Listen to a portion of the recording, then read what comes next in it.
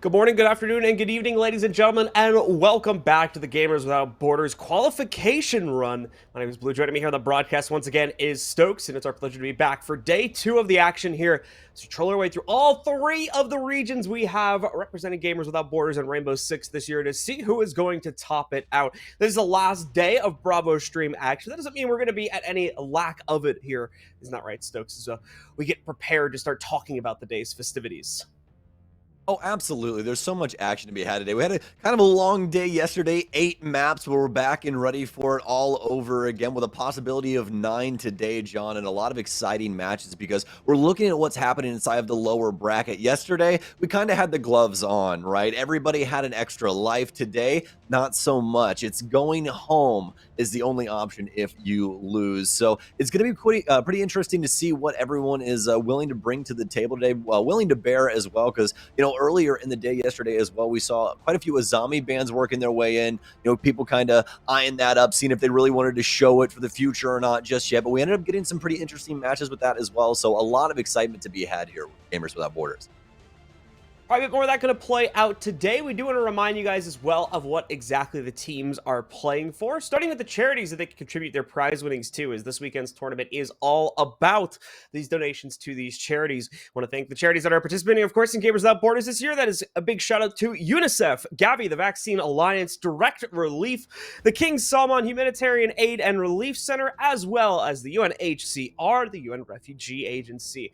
Our teams will be taking home a large share of a prize pool, which we'll be showing that on screen in a second as well, so we get through the format, and they'll be able to pick which of these 5 charities they can have their money going to. Here's the format once again, though, if you folks can see it. We've got 3 regions at play here. We're going to be showcasing 1 match from each region today here on the Bravo stream. 1 from Europe, 1 from North America, 1 from Latin America. We've invited 4 teams from each region, 2 direct invites, 2 qualification slots. Every single match is going to be a best of 3, as you can see here throughout our double elimination bracket, with the one exception being our grand final in each region, which is going to be a best of 5 with a 1-0 advantage to the upper bracket team. Once again, here is the prize pool in place. We've got 500K up for grabs in each of these regions as well, meaning our first place team is going to be able to donate 250K to the charity of their choice among those 5 we placed up previously. Second place will be able to distribute 125K, 75K for third, and of course 50K for fourth.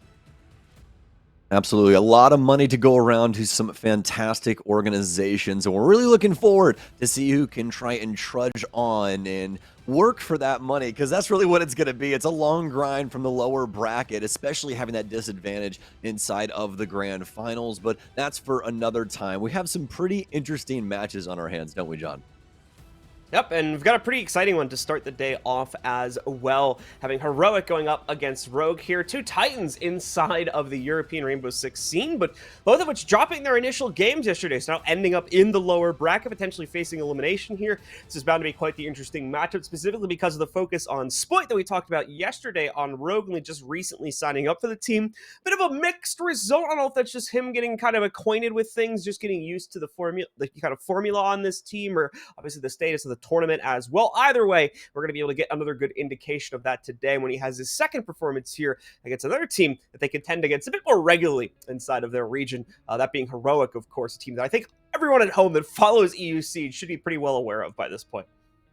Absolutely. The stage 1 finishing first in the region and only dropping a singular match to Navi. Actually, the last game of stage 1 being up against Rogue, and I believe it was a 7-3. And actually, in fact, it was a 7-3 on Chalet, where Sloth had a 2.01 rating. So truly incredible stuff from Heroic, and as well, they've been a team for a little while longer than this new Rogue roster, so it's going to be quite interesting to see how Rogue has developed from yesterday to today, because if you do remember, Rogue actually started their boot camp yesterday, so today is going to be another little sneak preview into how their practice is going, how this kind of, process goes from a day-to-day basis.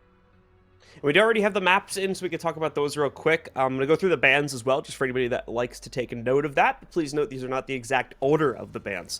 Heroic banned out Skyscraper, as well as Theme Park. Rogue banned out Border, as well as Chalet, which took us to Heroic having the initial pick. They chose to go to Bank for our first map, followed up by Rogue picking to go to Oregon for map 2, Finally, Heroic as well as Rogue had their final bans of Clubhouse and Villa respectively, which left Kafe Dostoyevsky as the final map. So just to refresh it, as I know that was a bit of a mouthful, Bank, Oregon, followed up by Kafe are going to be the 3 maps at play here in this series.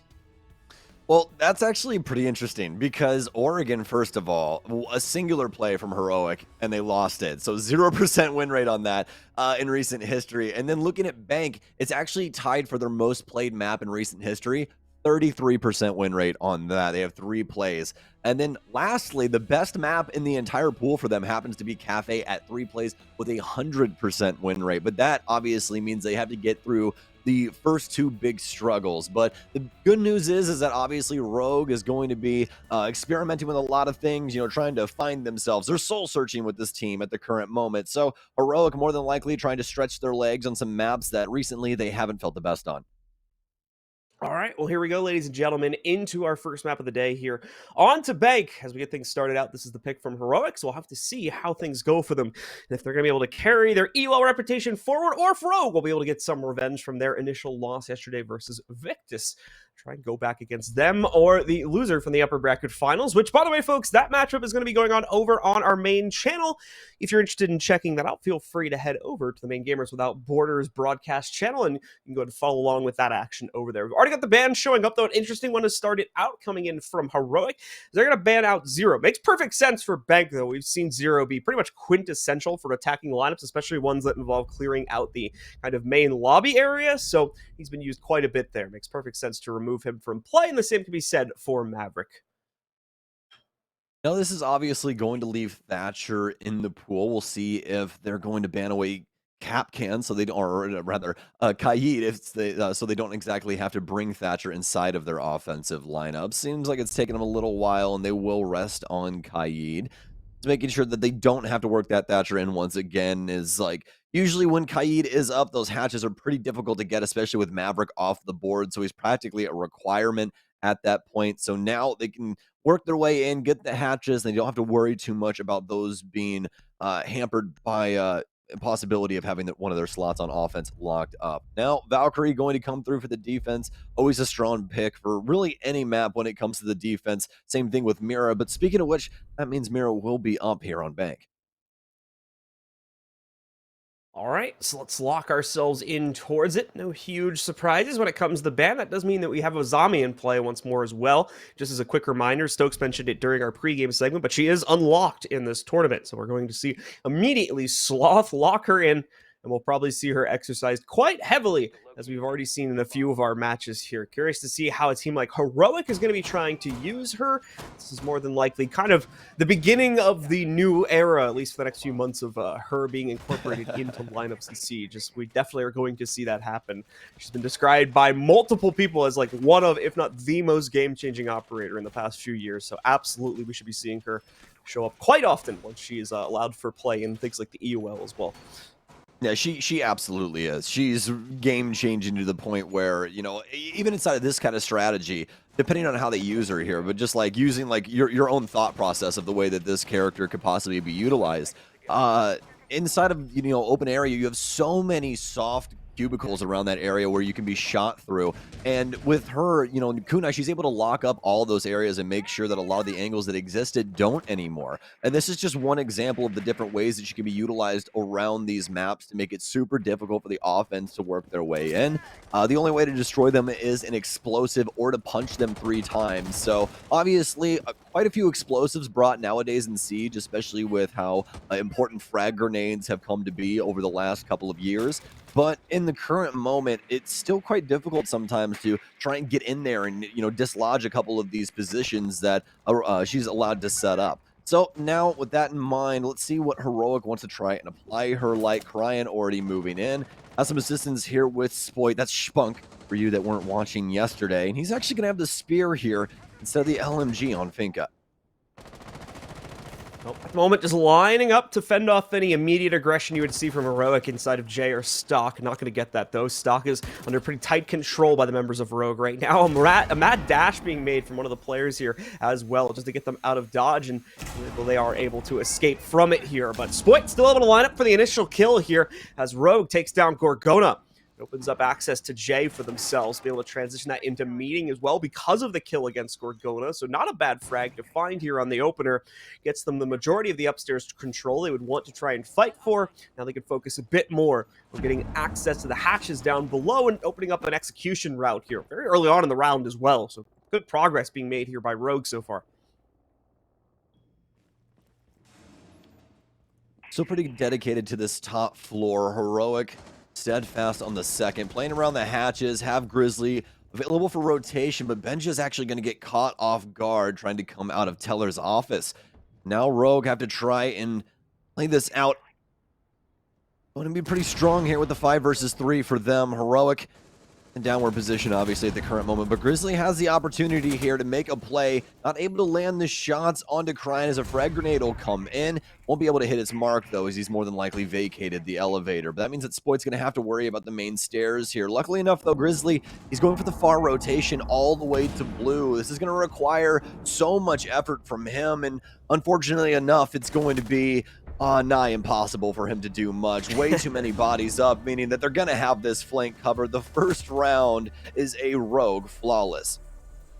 Yeah, Rogue reading into all of the attempts from Heroic to really pull up anything at all. They're just right into hook, line, and sinker. Perfectly by Rogue there. Excellently done as they control, indeed, a perfect first round for themselves, or a flawless first round, depending on what your preference is.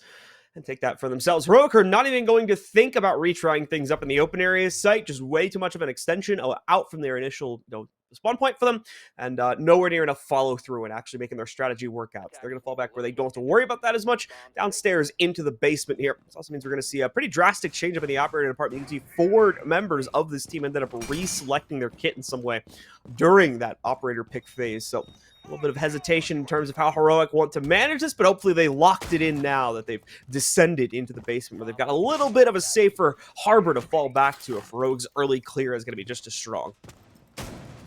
Very interesting. So Heroic, yeah, as you were talking about with this reselection here, trying to dedicate themselves more to a roam style of play, just like they did in the last round, but obviously having some more supporting utility for this. The Vigil coming in, the Mira just for the site play so that Uno can play by himself but still have a lot of insight. You can see they're actually reinforcing the single panel for Garage as well, which is something that traditionally doesn't happen. A lot of people like to play the angle from Garage, but the reason they're doing that is because, say, Cryan, walks inside of that area, he actually has another window to look into that area and see what's happening down inside of that garage space. And that means that he's able to kind of call the roam game back from Heroic without Rogue really able to push upon him and, grab an angle that could potentially be fatal to him inside of red. So this is a really strong strategy here from Heroic. It just matters how Rogue is going to be able to break this down. Bank usually pretty chaotic when it comes to the roam clear because of all of these windows. And it's going to show yet again, Kanto with 2 as he'll knock one down to the top of Marble. Won't have the confirmation on Gorgona just yet, but it seems like he's got a good idea. And indeed, Spoit will be the one to finish it off as he approaches the stairs here. Cryan begins his descent into the first floor now that they've cleared out the second, but Uno does get the first response going for the defense as Spoit is taken down as he attempts to get Beeper's control at the bottom of the main stair. It's going to cause some hesitation for Rogue, but hasn't slowed them down entirely just yet. Leon, though, going to be held up here for a moment as his drone gets jammed out, but thankfully a quick redeploy will fix that. Group it up with the rest of his teammates, send that downstairs, and start giving them a better idea in terms of what they're going to have to deal with for Heroic's setup here. As they've finally given up the Ghost on the first floor hold, and that means Rogue can focus up a bit more on their attack of the site. I say that actually, I missed this. Sloth apparently still sitting here, so he was able to maintain his position, but he too is going to give it up as we see there just now, and work his way back down through the hatch also. Well, Deepak still with a strong position there. It seemed like he was trying to hop up on top of that and potentially get an angle down to the bottom of Marble. Haven't seen that one before, but it would have been quite interesting. Unfortunately enough, no one really in the area for him to try and get a kill onto. Kanto, though, feeling himself after the earlier kills, trying to wall bang into red, but won't be able to discover much. As the rest of Rogue, looks like they're planning to try and shift things on over to a server attack, and this should be pretty easy for them to start gathering control of CCTV, all the walls soft because of that roam game and all the dedication to it up top. Cryan's going to pick up Grizzly as well, as he's just simply lurking over near the main stairs. Heroic have been completely caught off guard. It's Kanto with the triple nitro cell out, but it's going to land on deaf ears, and Uno dead to the world now. Rogue, oh my goodness, it seems like they just got what the defense needs right right now. No way that they can really do much. Really have only been able to stifle 1 kill at the current moment. Really don't know what's going on. We'll have to see what Heroic could potentially do as they'll look towards the top floor. By the way, Rogue came to play today and at the moment are shutting down any advances from Heroic. So Heroic needs to figure out a strategy to win this out. And unfortunately, they don't seem to be able to find that either the first floor or basement sites. They're going to rotate one more time here, all the way up to the second floor. Only leaves them one additional option aside from this. So if they aren't able to lock things in on this one, expect potentially a pause to show up for these gentlemen as they attempt to find a winning strategy against Rogue here, who is just clearing them out so quickly and so efficiently here. Heroic needs to find a center, needs to find a position that they can consistently hold on to slow this process down, because at the moment, Rogue are just working their way down the checklist with a really efficient speed here, and it is really preventing Heroic from doing anything about it ultimately at the end of the day, because they can't even win out a lot of these early gunfights, let alone maintain the positions that they're fighting for. And it's exactly that, John. Those early engagements are so detrimental to Heroic. There's really not much they can do past that point. They kind of have to wish upon a star and hope that something can happen for them, because there's really nothing going on inside of a 5v3 if it's played properly. You know, you can play your man advantage, you can take your time and drone things out, especially when Kanto's getting 2 kills from the north window within the first 45 seconds. I mean, you have so much time to break down the remaining parts of the map, and it just makes it super difficult for the Heroic, clear, or not, rather Heroic hold on the other parts of the floor, because they've dedicated so much there with their resources. So it just makes it way too hard for the actual site setup at that point. They try and fall back, but Rogue, with their extra utility as well as their man advantage, just too powerful inside of that situation. But fortunately enough, they've shifted towards the top floor, and nobody's dead yet inside the opening 50 seconds. I had to cross my fingers there for a second as Spoit was swinging the north windows, but no shots coming out of the LMG just yet. He has switched to another firearm, and it's actually going to be Sloth first here. Take out Deepek. These castle barricades here in Checkers will start going away and attempting to get rid of some of these kunai barricades here as well inside of Checkers that Sloth has been able to set up. Another beautiful idea here being utilized for character as Uno, actually going to be able to take down Kanto. I don't exactly know how that kill came to fruition, but quite interesting is right when we switch over to his camera, he is dead to the world. Spoit corrects that, though, and is able to trade things back in a separate fight against Gorgona. Currently is working on the repel position. Fortunately, the only area where Rogue has found success, as we can see a few other members of the team have tried to work their way into areas like the small office here inside of the lobby, as well as Crying just now entering the lobby itself. But a lot of this, I think, is because Heroic is backed up and is letting Rogue take these positions away now, considering the time that has dissipated in the round here. Nate attempt to try and dump this on the player holding onto the elevator banks, but it goes way too deep, possibly assuming that that elevator player may have been falling back, but is not going to be the case. They're continuing to maintain their position, and that's not going to be the only problem point they have to deal with here. Leon is lost on a main stairs advance. Spoit's able to make up for it as he just hopped right in through the connector, takes control and takes out Sloth along with him. Now it's just the backside players to be dealt with, including the one back in the banks here, one that potentially could cause massive problems for Spoit if he doesn't deal with it early on. So I think he's going to end up prioritizing it, and indeed goes for it now. There's the peek, the first attempt from from Grizzly to take out Spoit, but it won't work out. Uno trades it back a little bit closer towards the back of the site here, and that will now become Spoit's primary target. One other additional player stands in the way here for Rogue, though, and they're going to be sitting in the back of stock, so an intense 2v2 is deployed. Helping out Spoit is going to be Crying from the edge of square, but he doesn't have the confidence to move forward or the safety to do so. Finally, the stock player is revealed, and wow, Spoit goes as well for the other one inside of square. That's going to be a quad from him. Beautifully played as Crying shuts the remaining players down, however, and secures the round for Rogue. Excellent recovery. After finally Heroic got off to a good start on this defense, it still wasn't enough to fend off against the power of Spoit. And there it is, the timeout call from Sloth. They need to take some time to figure out what was happening inside of these opening 3 rounds. But we can tell you what happened in the last one. It was the Spoit show for sure. As we reach this kind of lull moment in the mid-round, Spoit swings into the quad window and starts just gunning down the entire defense. Truly incredible stuff coming out from him. I believe we might have kind of a thing going on here, so we'll see exactly We're in round what, now. So. yeah, we'll have to see what ends up happening. But either way, we'll have to continue on here as anyways, for the Heroic defense, The tail end of that just obviously not working out too well, as they weren't really able to play any crosses up against Spoit. Not too much information was actually on site and available to them, so he just had so much area to work with. Dedicates himself over towards checkers as they know somebody's playing inside of the elevator at the far end of the hallway, and super straightforward from that moment on. So looks like we'll be having a timeout next round. And with that being said, Heroic locked in for this one. As you can see, not too much water off their back, as it will actually just be pretty straightforward for them. Just throw it right back in, get the strategy going, and trudge along through round 4. Yep, we'll see what Heroic has for themselves here in the next round. So they're able to get their attack balls going. But for the time being, Rogue in the driver's seat in a very big way here. Rogue's going to try to change things up with a bit more of an aggressive play inside of open area for their new basement defense, and a random Nitro. It's leapt out there relatively early on, so we're going to be losing one of those as a result of that. And Rogue will be quite happy that it ended up coming out so early here, and at thankfully no cost to them. Benja will be able to strike true here for Heroic as well, catching Kanto and knocking out the sledge fairly early on in the round. Is going to be a a monumental loss overall to the attacker's utility. It certainly would have helped to clear things out, especially over towards open area here if they could have opened up a few more angles to deal with those extensions.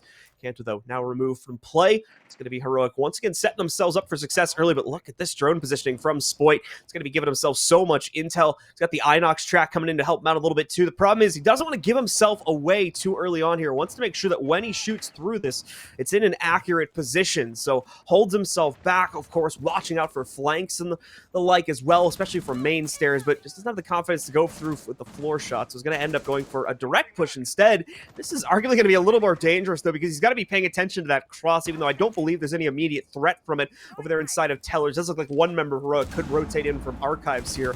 Just a nade toss, though, and he's very well aware of that potential threat from the inside of Tellers, as you see him immediately flick over to it after the nade's thrown out. Oh, Rogue locked in this position at the current moment. Spoit with really no other places to go. He's just going to try and swing off the beepers, but Benja's ready for it. Has the sound cue and a triple kill for himself. Leon drops down, but now he's got a double. Has some space inside of open area. Stuns out here towards the small office. Have to get another magazine inside of this gun with the amount of people running at him at the current moment. But you have to remember, the site's also downstairs, and Rogue have actually came out on the worst end of this. Ain't too much done here for Heroic now, and Sloth still in a very stealthy position, but he's been droned out. They know he's inside of the area, and Leon Gids with a great move and a triple of his own now to equalize here inside of the 2 versus 2. 30 seconds remain. Drone still active. Able to get some extra information around Red. Knows one's playing inside of Gold Vault, but has no idea of the second positioning. You believe that will be Uno over inside of Elevator.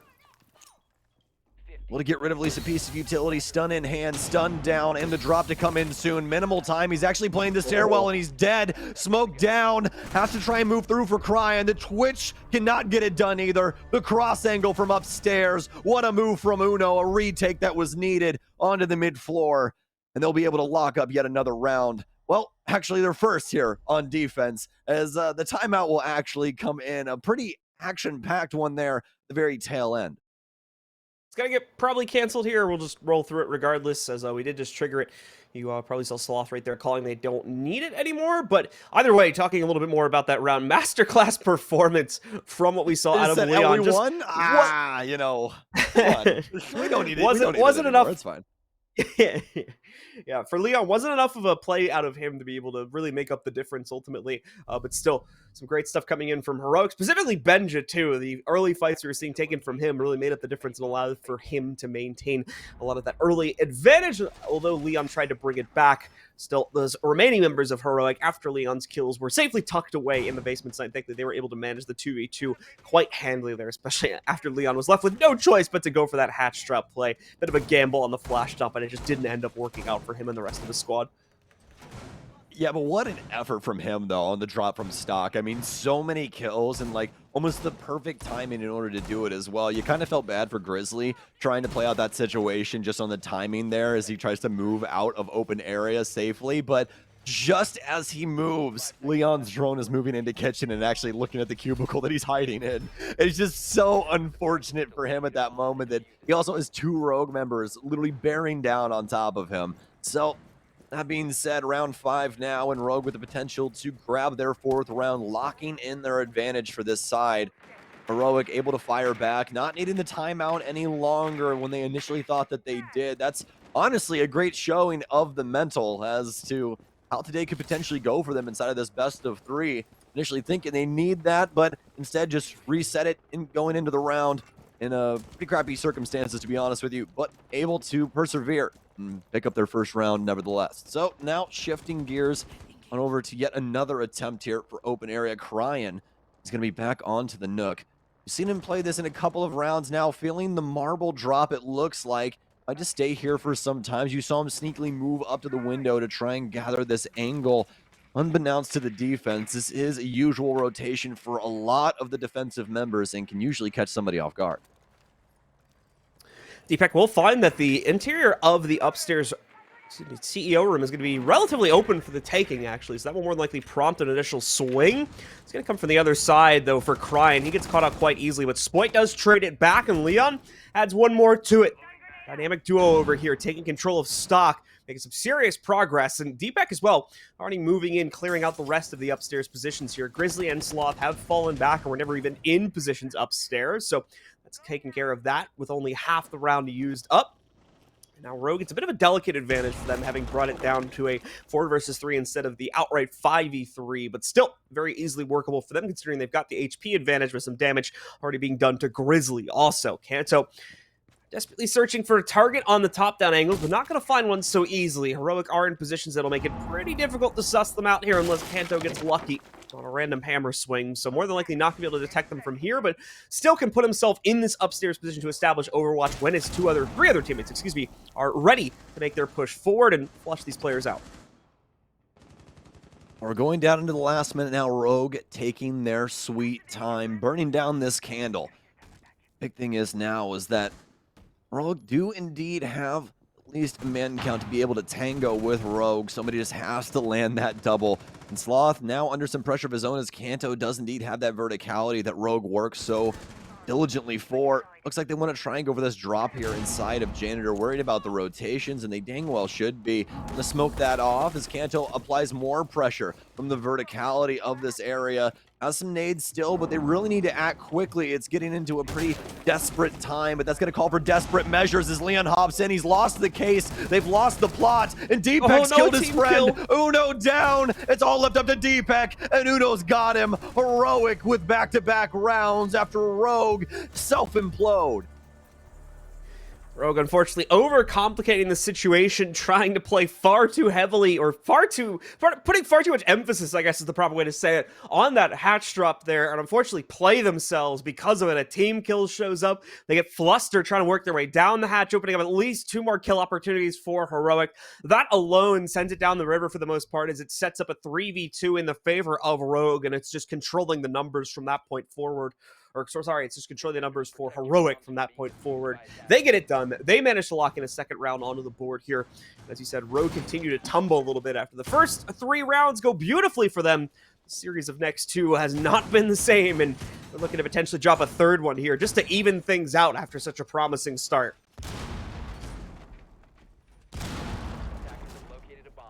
The potential to tie things up here in round 6. Honestly, I didn't think we'd see it, especially after we saw the timeout attempted to be called there at the tail end of round 3. But Heroic obviously not needing it, even though they thought they did. Unfortunately enough for Gorgona, it's really just been the assist game for him, but he's done a lot of the heavy lifting when it comes to a lot of these operator choices, Castle included. I mean, yeah, you got the 1.5 sight, but the it shoots so slow, and especially up against the current meta of the offensive weapons. Their arsenal is just so very strong, and it's quite difficult a lot of the times to try and take some of those fights, but we've seen quite a few moments with this weapon in the past, so look to Gorgona here in round 6, potential to get on the board on this top floor defense. But as for the rest of Heroic, pretty straightforward across the board. Zombie back in with that castle. We talked about before, this is a pretty unique setup that you can use now around that checkers area to lock up more windows than you used to. And that's going to make it to where that area is highly playable in comparison to just being kind of safe on certain angles in previous history. Cryan will self-insert into open area to start this round off, with the rest of the team focuses on that drone presence around square in order to establish things early on. Here, Cryan is going to see if he can maybe line up with some intel from his teammates, and if he can get a shot going from down below, that would be excellent here from the nade. Here we go, he's going to line up for one of those right now. It's a ping for one of those zombie barricades to go in. Shouldn't be blocking things off on the floor, though, unless we saw a really weird strategy come out from Heroic. The first nade, though, is not going to lead to a whole lot of damage, so we're just going to see Benja take a sliver or two away from himself, about 10 HP getting bled off. That's nothing really to write home about. That one will be a little different, though, as both Spoit as well as Kanto, and then Kanto for a second time, all able to find entries quite suddenly as well. The team had moved in and taken square control, but only just now do we see them swing over to try and take J, and they succeeded in doing so. Kanto's going to be a little worse for wear here. Not much that he can do, at least until he gets a Finka boost up, which I'm actually surprised we haven't seen that come from Spoit already. They're potentially expecting another member of Heroic to swing out, and they'd be right to assume so, because spins right out to get the second one on Kanto. Yeah, he was low already, but it's still impressive that he went for it, as he also got Spoit to start it all off. It's 12:26 in the afternoon. I'm not supposed to be making noises like that. I really hope I didn't disturb the neighbors or something, because that was just so gross, Sloth. More grenades coming in on him, but it doesn't matter. Finally, Leon will shut him down. It's up to Grizzly to try and clutch this out. Fortunately enough for him, he knows one's on the window position. Knows Leon has to be trying to move around, but he hasn't switched over to the other angle just yet, and he's taken down. Doesn't have the audio cue as the Selma's going off. It's such a loud piece of utility, and they already had the hot pings on him. He's a stick in the mud on Banana, and now he's gone. That's going to be the shifting of sides after Rogue is able to lock it down for the 4-2 half.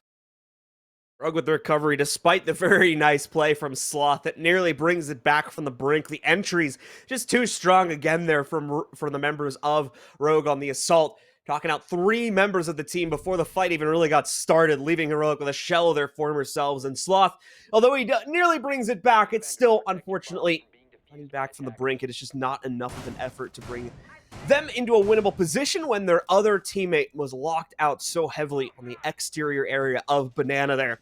And you can see how both angles were established against him, despite the fact that he had intel on one of the players. It was just too little of a window to contend with. So it falls into Rogue's hands, and they pick up the 4th round instead of the 3-3 tie that some of you at home may have been expecting.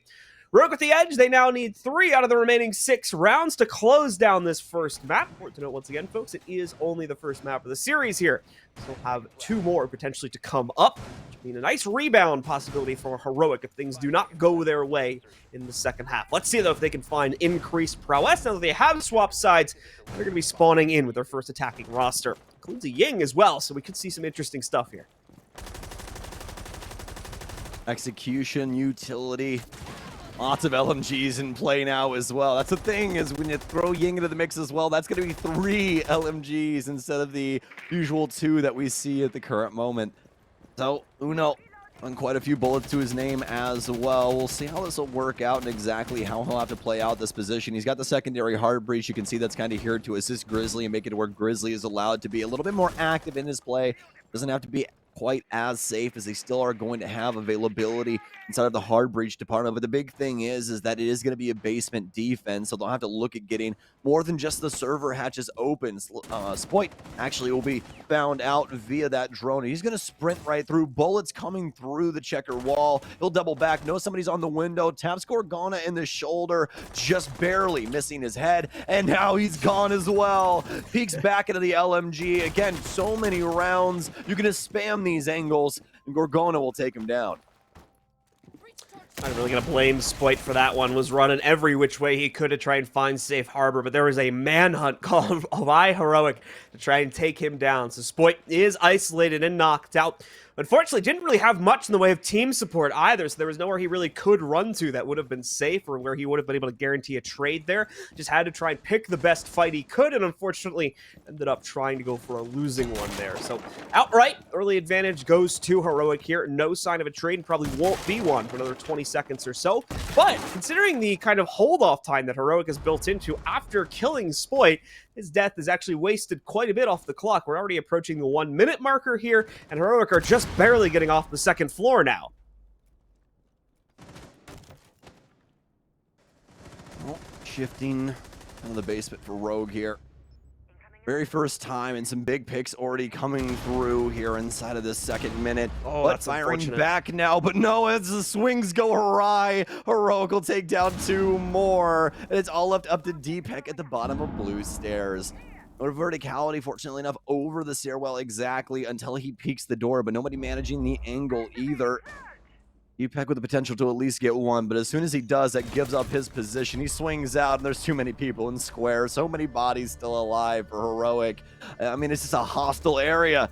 It'll be taken down. A flawless one for Heroic. Super unfortunate around there for Cryan as well. He was able to go out trying to recover this desperate situation over by Square, was able to down a player, then loses, I think, a teammate as well, falls back inside, notices that one of the players he downed got back up, and then re-peeks it to try and finish that player off, only to get domed by that very same player. So a really unfortunate run of it there. Just could not make anything happen for Rogue inside of that round, right from the beginning of it. Spoit getting hard targeted at the very start of the round, and then the remaining players trying to get aggressive on the first floor as well to try and waste the time bank down and make it so Heroic couldn't realistically get the site access they needed with like 20 or 30 seconds left. But there's such a clean clear from Heroic when they got down to the first floor. They're fighting against players like Cryan that unfortunately Rogue just wasn't able to delay to the capability they wanted to, and had to throw all of their player power at what remained of Heroic's assault, which unfortunately for them was the entire team, so it just doesn't really go that well. Heroic now only one round away from tying this up again at 3-4 here. Rogue looks like they are going to switch up the site as well and head over here towards open area now to see if they'll have better luck with that extra degree of freedom and being able to rotate back to the site a bit more easily.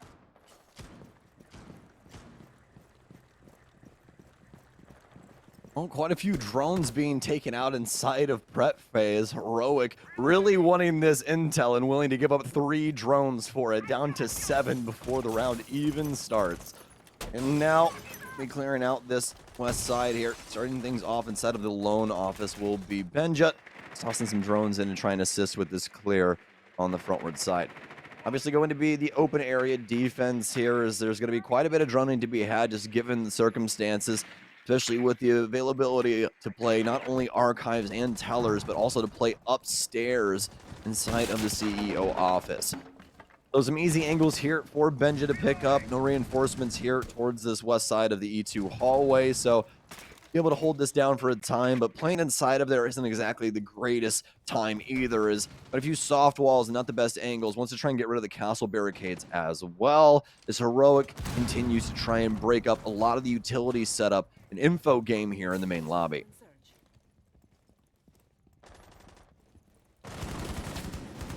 Sloth continuing to look for a way to press the issue forward for Heroic, but not going to necessarily find it in the hallway, despite Benja thinking there might be something around there, or Jay with his pre-fire. Not going to be able to lock it in just yet. Well, there is certainly resistance from Rogue in this department, centered mainly by Stock as well as the main stairs. Sloth may have just barely missed the transition from Kanto, but no, gets him instead.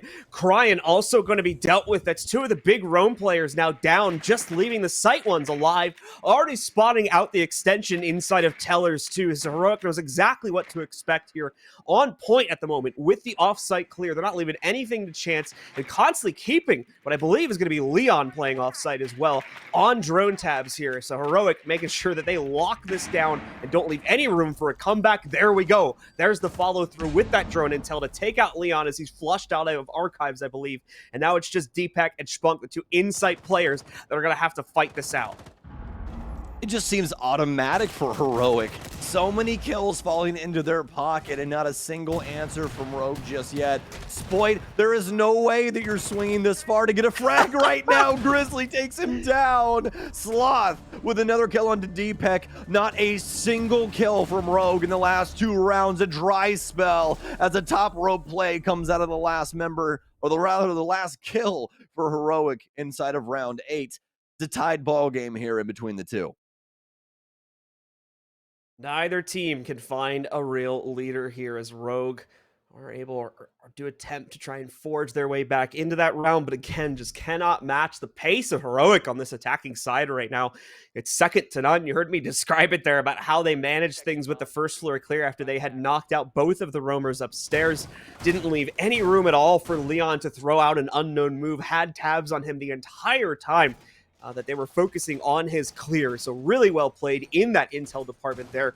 Then following it through, didn't even really need to worry about things like the drone positioning and whatnot when they brought it down to a 5v2, just because, again, you could play it on numbers at that point. Just clear it down, trade your way to a win, and we saw the desperation plays coming out from Rogue with things like Spoit hopping out the window to try to make up the difference there. Rogue just cannot find their footing, unfortunately, on this defensive half. Would not be surprised if they try to go for a pause in the next round or so here if things don't work out on this upcoming hold in the basement.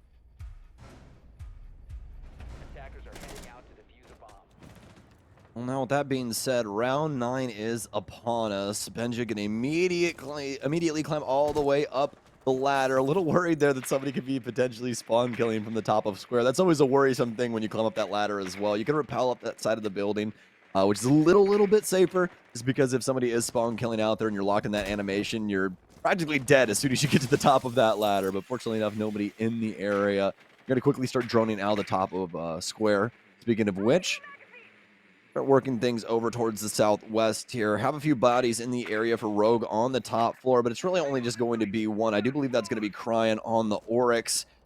We're not going to be able to adopt that angle that used to be on this side of the skylight any longer, as that has indeed been patched up since Banks' rework. So he's going to have to work over to the square windows instead, which is a little bit more manageable for the defense. Definitely a positive change that we've seen in recent history of Siege. A good read here from the drone, knows somebody's coming up the bottom of square, and Gorgona's got the cross onto Spoit. He's dead, and so is Wamai. Sloth takes down Kanto, and yet again, a perfect opener from Heroic inside of the opening minutes. Yeah, Rogue just cannot win on the first 2 minutes of every round in this half, it seems here. Every move they try to make, fortunately, is getting read out, and unlike what we saw in the previous half, it's generally not getting responded to, although Leon certainly trying to make up the difference here, sneaks up those main stairs, 2 flights of them, in fact, and is able to steal a kill away against Sloth. Nearly gets caught on the fallback, though, but he does manage to make it out of there alive, however, with very low HP. Thankfully, it's more important that he stays alive at this point, just because the utility is also carrying in his pocket. We are approaching that last minute.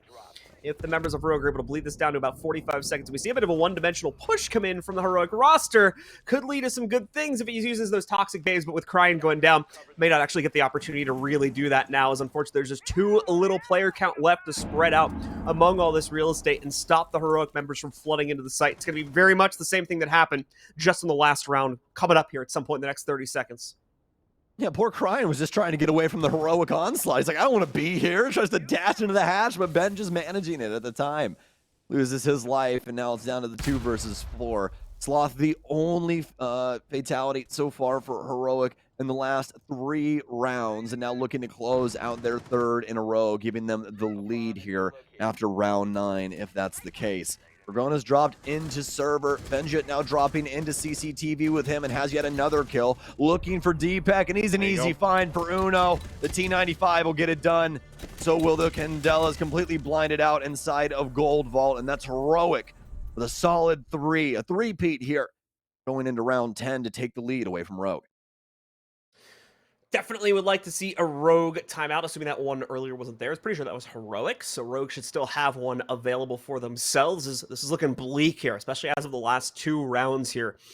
A little bit of a showing of life from Leon, making that stairs play, but other than that, they're just bowing down to the early advances from Heroic here. All the entries are going their way. And once again, like I said, just like the previous round, back on number 8, they have no problem following it through when they get it down to a 5v3 or a 5v2, just trading their way to a win. Still being cautious as well with the execute to make sure that it goes cleanly, but in all honesty, no full reason to needing to do that at that point, seeing as we're not getting any massive individual play, generally speaking, out of any of these Rogue members on the defensive side. There's not too much to worry about in that department. Rogue will change up site again, obviously, move themselves into an upstairs hold, and we'll have to see if this will yield results for them. The operator lineup going to stay very similar to what we've seen in the past. Very heavy presence on site denial and delay among the castle, as well as the Jaeger coming in. Smoke, obviously, too. Crying's going to set himself up in a bit of a bunker. And I would imagine Spoit could do the same thing, since he's going to go over to the Wardens and more than likely putting himself into a corner where he can make use of those smart glasses.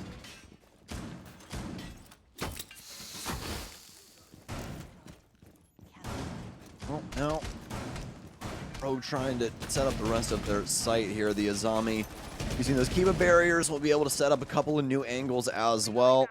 Another helpful one here inside of stock, just for the castle to be able to play off of, so they can have some influence over the stock windows, making it a little bit more difficult for Heroic to attempt to get inside of that area. Of Heroic, though, looks like they kind of want to default things out. They're going to be working their way over towards E2 hallway yet again here, opening up E3 wall, which is completely default. This is what you tend to see when it comes to a top floor defense, these reinforced, or the defensive end and the offense trying to play with these with ranged hard breach. And this is where the Kiba barriers start to come into play, folks. Look at this. No way to try and sledge these out either. Such a detriment when it comes down to it. You need range soft breach in order to get these, or you can use a 2 pellet on the X-Cairo. So get a nade through to blow up the second Kiba barrier. You can see the new style of play that Azami forces you into here in Rainbow Six nowadays. It's gonna be a pretty interesting stage too, so I hope you guys stick with us for that as well. Benja finished with the shenanigans over by the Kiba barrier breachers. It did it again. Yet another. Yet another pair of X-Kairos charges deployed to that. Grizzlies should be down to like 8 to 10 of those now, I think. Maybe a little bit less. You can't have too many of them, because I know we've seen at least 3 or 4 of those get blown up. He's down to Either 8. way, the He's angle is two, open. 2s and a 4. Yeah. You're right. Gotcha.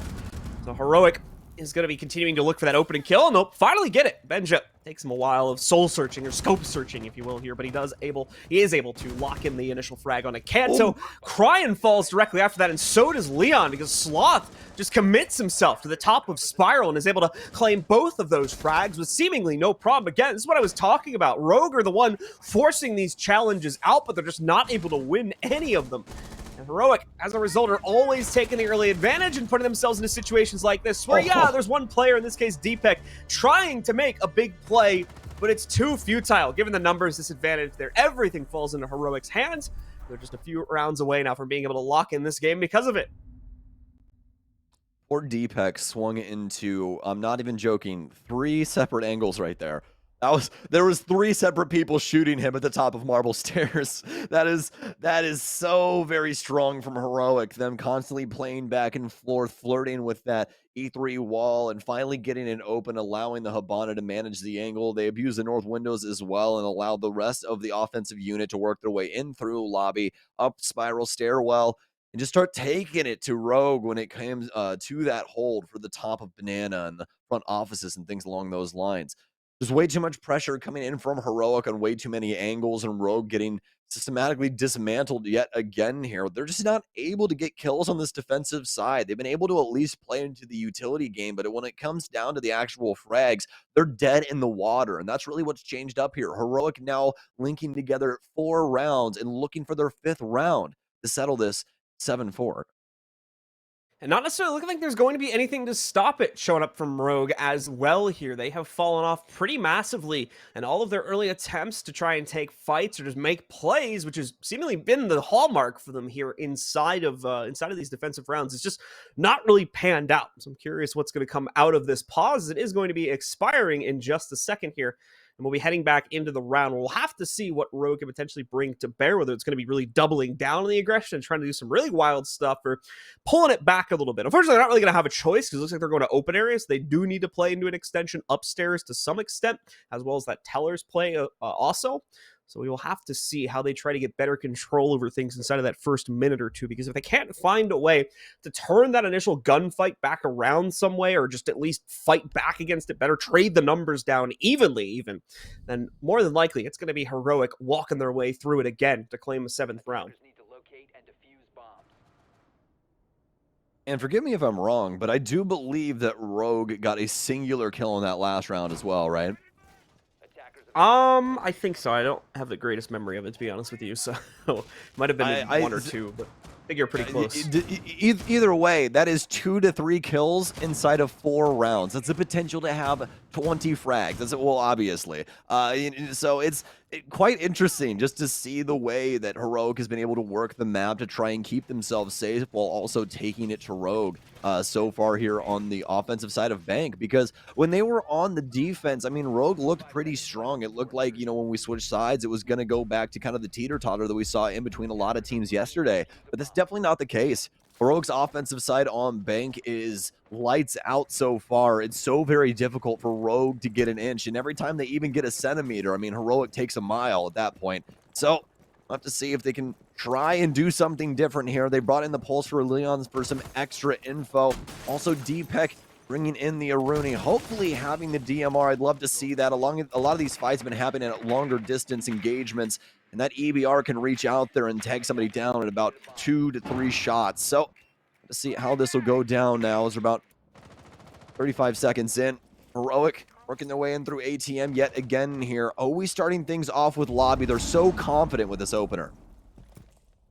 Sloth trying to go for an early nade play here. It's going to be off the mark, unfortunately, as the member of Rogue that would have been a victim of it is well back in Tellers behind the safety of the wall. Does deal with, I believe, the utility. There was a bulletproof camera sitting on the wall, so should have been able to knock that out, and that, I believe, was the main target of the nade also. So Sloth will feel the confidence to move forward now that he's gone into the drone and spotted that the members of Rogue that are going to be sitting back in Tellers are relatively reserved, not trying to jump out here. Rogue will also make a swift transition to get themselves up onto the second floor here. It does look like Rogue have kind of curtailed most of their early gunfighting tendencies. They're not trying to force themselves into it, just maintaining the necessary presence. They've even abandoned things upstairs, as you're going to notice here. Didn't even go for any type of setup as far as I can tell, so they're trying to play this entirely horizontally in hopes of having a better late round, which is working pretty well so far. As you're noticing, Heroic, well, yes, they're getting a good amount of map control. They haven't necessarily been able to translate it into anything workable in the kill department just yet. Now, they are going to have access to that top floor, as you said, and that's going to allow Benji to start breaking up this flooring, though. And also, Uno has indeed brought the IQ, and this is a big part to this because they'll be able to keep track of Leon. Now, we don't know exactly where he is just yet. I do believe he is one of the players all the way downstairs, as you can actually get a read on people's location all the way on the 3rd floor if you are standing. It's just maximum instead of that range of that radius, the cardiac sensor. So, as long as they're not standing on top of a desk or anything, he should be able to see them. He's keeping track of the stairwell player at the current moment. Kanto go down to Benja, though, and Heroic has been so very strong when they get these opening bloods. They're looking to try and capitalize here again, but luckily enough for Rogue, it's taking quite some time in order for this attack to come in. Yeah, once more, Heroic having a much bigger issue this time, getting themselves into fraggable positions where they can easily take out the members of Rogue, as Rogue has been forcing those fights in previous rounds. This time, no more, though. They're holding it all back and letting Heroic thrust themselves into the site. Despite this presence, though, they are able to successfully get down the hatch drop, and it's looking like they're going to be able to line up their plet. Sloth as well, taken out of their member of the team, but Cryan swings in from an interior site position just by the window here as well. It all doesn't matter, though, as Heroic are able to clean up shop. It's too passive almost from Rogue, as they back up too much, allow for the hatch drop play to go through, and that on top of already established post-plant positions means it's another easy closeout for Heroic. They take map number 1 in this series, 7-4, ending it on the 11th round. I mean, what an offensive side there from Heroic. Clinical in their delivery, able to take so many rounds away from Rogue and not even having a man advantage once. You have to feel for him at the current moment, but hey, it is what it is. That is boot camp when it comes down to it, especially with a fresh team. But fortunately enough, folks, we have our break ready for you. So we're going to send you to that really fast so we can get into map 2 momentarily. Stick with us. We'll see you in just a moment.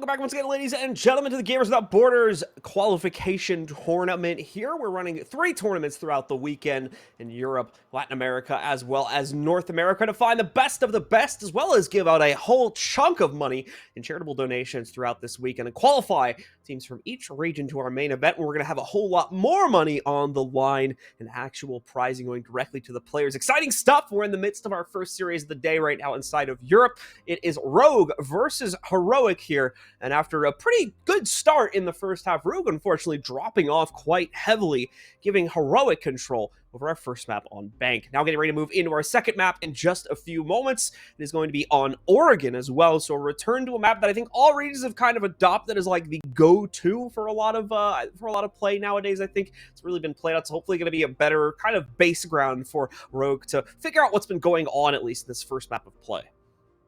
Yeah, Oregon might be the most basic of basic maps on what you're required to do for Rainbow Six Siege. You know, it's, hey, we're going to clear things, we're going to set up for an execute, we're going to execute. And that's mostly every single site. I mean, we see some roam games most definitely nowadays that people try to, grow into the map and make more strategies and try and flush things out to try and catch some people off guard or just give them different looks on that defensive end. But for the most part, they've stuck to their guns, especially when it comes to the basement site. I mean, there's not a lot of ways to set that up. We usually tend to see the same thing on a region to region basis, but obviously the bans can play into this pretty heavily as well. And that's where we're going to start here on Oregon as Heroic is up 1-0 against Rogue.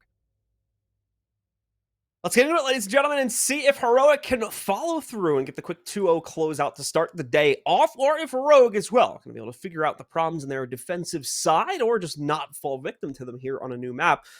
Come out on top of this to send us to our third and final one over on Kafe. Either way, the first ban from Rogue is going to be a bit of a shakeup here, seeing the current meta. Finka has been quite involved in it, nearly a required pick for attacking lineups, so banning her out is certainly going to shake things up. Our second ban coming up from Rogue has potential to do very much the same, as they've got a real open book here in terms of where they want to take this.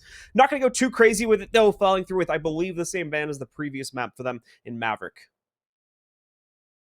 GG's point, it's over as they ban Finka. Oh my goodness. Trying to rip everything away from this man. And Heroic, or rather Uno, oh my goodness, sending some shots at his own teammate there as well. Valkyrie will be removed on the defensive end. Finka, Maverick, and Valk all removed thus far. Thatcher going to persevere through the ban phase yet again here, so we'll see what kind of availability the offense wants to try and use him with. Oregon, a map where a lot of zombie play has been happening recently inside of like things like FPL and just ranked and other things. And let me tell you, there's quite a few angles, especially in the dorm setup, where you can abuse a lot of different pixel peaks and stuff like that for the defense. So honestly, probably quite the strong ban. But the big thing is nowadays, John, with a zombie coming in, that's going to fill one of those defensive ban slots, and it's going to obviously leave open other things. And a big thing that just got left open here happens to be the Mira. All right, so with Mira in play, we should start to see her come into effect pretty much immediately, and indeed we will, as Sloth is going to start to pick that up. His new operator to play into as well. You were seeing them mention things for sport, but it does apply to Sloth to some extent as well here, as he more likely would have liked to play into that. We were seeing that quite heavily in the previous map where she was unlocked, but no longer the case. So Sloth has to stay in the site for now and play behind those Mira windows here. He tries to fend off some of his early drone pushes as well, while still inside of the prep phase, but not going to be too much gained or lost there. Either way, we've got a pretty straightforward defensive setup here. No curveballs being thrown in on the operator lineup, and the same can be said for the attack here. They're going to bring exactly what they need in order to get access to this site between the Hibana as well as the Thatcher play. No walls will also stand in their way. Should be able to pop pretty much everything open and give Rogue a much cleaner task of trying to get themselves access to the site. We'll see what Heroic's able to exercise towards as well here. Might see a little bit more of a cautious Heroic inside of the first half, as this is the side where we saw Rogue perform the best back on our Bank map.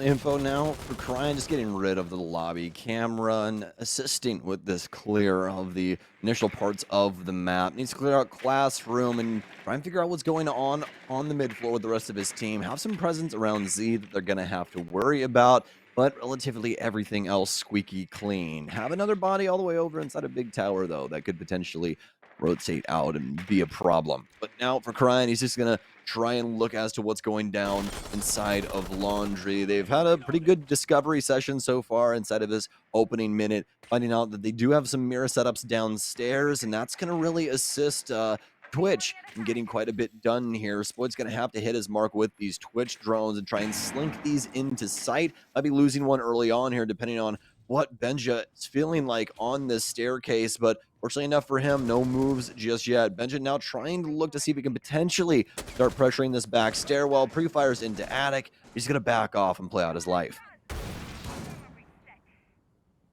Half the round already expired, and the members of Rogue starting to pop open these hatches, getting themselves that much closer to a sight drop here.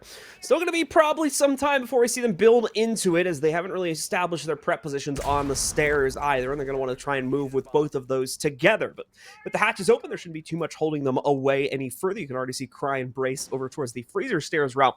Someone will more than likely be jumping into position on the back stairs relatively soon also here. So Rogue building up the confidence towards it now, but still, it needs to be one smooth motion. They need to make sure that everybody is playing this together as a team, meaning there's going to be some hold up while each of the individual pushes kind of gets themselves into a winnable position here. As we're seeing the freezer players trying to get themselves actually down the stairs. Now, you'll remember that Mira is in play, of course, so there's a very annoying angle being fought against that freezer push at the moment, and it's one that Rogue realistically aren't going to be able to push past so easily. They'll use a smoke, it looks like, to try and make that job a bit easier.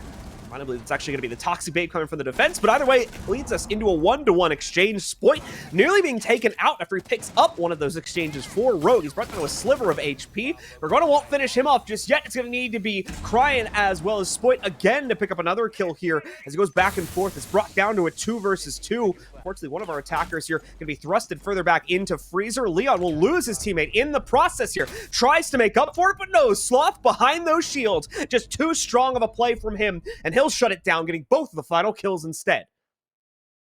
Secondary shoddy, locking it down downstairs is Heroic with a pretty strong execution, but Heroic able to maintain the man count and make sure things are even going into the last dying moments. Rogue have to try and make a play out of Freezer, but both of their positions already known to the last Heroic members, and they play that out handedly.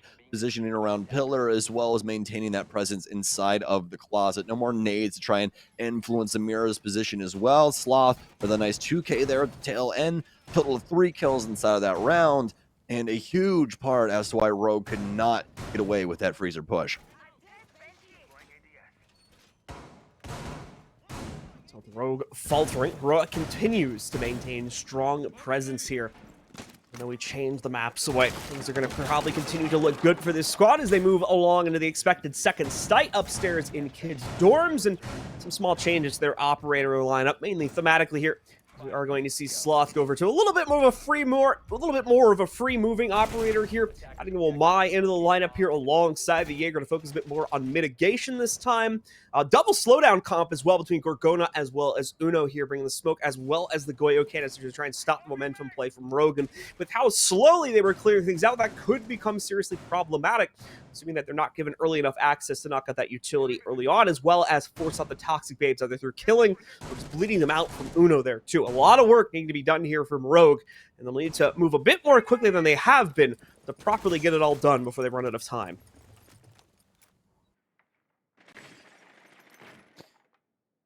Well, drone info coming through for Big Tower. Start transitioning things down into the first floor here. Still have Spoit on the Twitch as Kanto will move into the dining hallway. Just immediately walks into kitchen as well. They know all of this is clear with the amount of drones spinning up, and Kanto still so strong when it comes to this entry game. Oh, barely missing the head of Benja through the wall there. So he'll scurry off into Split and try and reconvene with one of his teammates over towards lobby. It's going to be Gorgona playing inside of classroom. Goes for some shots out the main door. Has to worry about that classroom window as well. That's the big thing about Siege. You don't have to think about the game with all the walls up. You got to think about the game with all the walls down. So many different angles that you have to worry about with so many different soft walls on all of these different maps. So for Benja, we'll be able to move into meeting, which has quite a few different soft walls, speaking of which, but only has to really worry about the one to his side right now, but obviously no info really coming in just yet. But Split's going to find him soon inside of this space. He'll move into Split to try and save himself from DPEC, over on stage. Gorgona, you worry about the player inside of Z, but Benja's got to worry about him as well. Cryan's got so much pressure from that angle built up. He tries to swing back into split, but it's ill-advised as he'll fall. Attackers have dropped the bomb diffuser. Attackers recovered the diffuser. Well, Pharrell continue to patiently wait this out now that they've fallen down a player. Gorgona, unfortunately for the time being, going to be trapped in the inside of Classroom. Makes a dash, though, gets himself out into the open, and there is a player advancing from the bottom of the staircase. Could end up being the Yana clone, though, so not going to pay too much mind to that yet. However, he rounds the corner. There's the actual Yana. No, I'll correct myself. It was Spoit sitting on white stairs. He'll get the trade for it at least and resume control over this scenario, but nearly gets himself caught and will get himself caught as he tries to get one of his smoke grenades out. There's a trade that comes from Leon as he approaches the trophy connector, re-knocking out Uno and leaving it all on Grizzly here for Heroic, but he's not done fighting just yet either. He's going to be able to take out Leon, brings it down to a 1v2, dashes across to try and find Kanto, but he's right into that well too far in advance. He'll win it out instead. Rogue will trade out this round and bring us down to a 1-1 scoreline. Nicely done from Rogue, taking control of the top floor defense and ripping it away from Heroic, who will re-challenge yet again. Fantastic initial insertion, so much info game around that meeting classroom area, knowing exactly where these Heroic members are, and they're able to translate that into a round win with their site execution. Now Heroic have to try and bring this back, look at this paper yet again, and see what they can potentially bring to the table. Looks like they want some more deniability here. They'll be bringing Grizzly back on this Jaeger. Also, Benja will stick to his guns here with the Banshees, but we are going to have Gorgona actually fall off of the Goyo and instead bring the Mute Jammers here, potentially locking up a couple more of these walls and forcing Rogue to have to try and coordinate things a little bit more. But here's the big thing. Thatcher's on the field, so it doesn't require too much effort from them to actually get any of these walls open.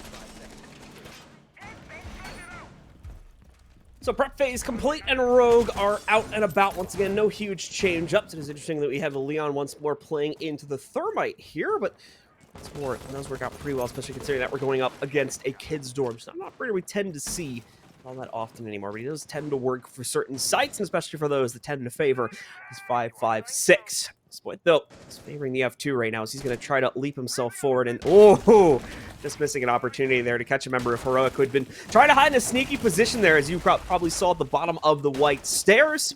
Ending up having to swing himself a little bit too early up those white stairs, and denying Spoit that opportunity to be able to take him down. Rogue will not find an early kill, at least here. Well, Spoit patiently playing inside of Dining at the current moment. Has some avenues to be able to move forward here. No one really giving him a look, though, to try and shuck his Twitch drone in and see if he can hopefully find some info for himself, be self-sufficient. He'll get rid of the Mute.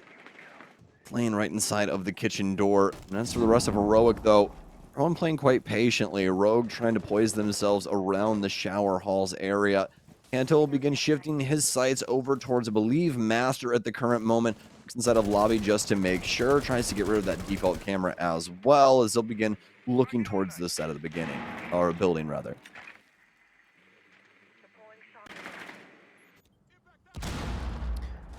Leon still looking for the correct method to approach this and be able to knock out Sloth, but instead it's going to be Cryan that strikes first, able to catch Benja at the bottom of White Stairs, and more so the midpoint of it, as he's able to isolate him. So much better start again to things for Rogue here, as Rogue continue to attempt to try and lock in this second site for themselves upstairs.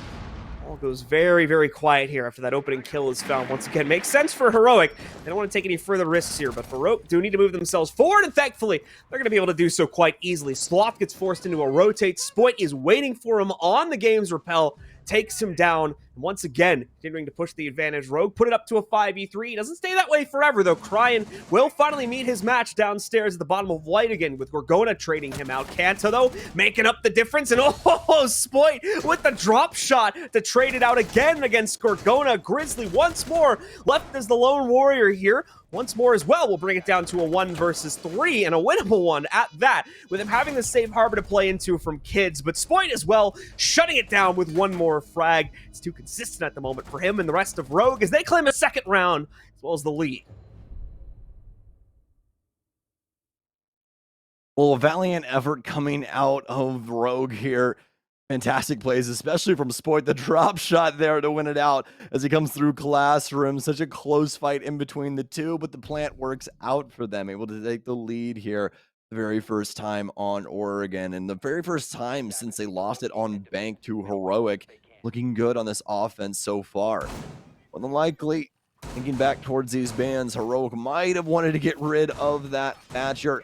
But big thing is that the Thatcher Maverick ban, not the greatest thing when it comes to the offense. It's a very grueling process to get things open. And then also one of your defensive bans is more than likely going to be dedicated towards that Kaid to make sure that these hatches can't be locked up. So obviously, a couple different ways that they could have played that out, but as of right now, Rogue has gotten easy access to a lot of different parts of the map, and they're actually going to be shifting things up yet again here. Flores coming in, as well as Blitz and Lion.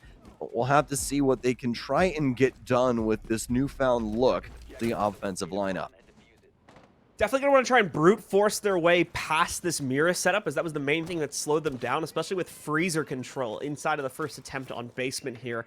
This explains why we get the blitz play. Should allow for them to have much more confidence in pushing in towards construction as well. On top of that, the Flores drones potentially could allow for easier elimination of the Mira windows along with any other pesky utility, such as the Banshees that they're going to want to try and get past here before they fully descend into the site. I say that, but they might actually be brute forcing it a little bit here. We've got 4 players stacked up ready to move into construction now, and oh yeah, they're going for it here. Leon, unfortunately, is going to be held up by his team's own explosive drone there. Doesn't want to walk directly into that, but still has enough overwatch over the doorway here now to where he should be able to deny the wall being opened back up. The problem is they've taken way too long to build up towards it, so they're just going to walk right into the entire setup of Heroic. 4 kills in a matter of about 2 to 3 seconds, all leaving it on Spoit here for the 1v5 now, as Rogue try to go for a little bit of a gambit play, and quite obviously it has not worked out.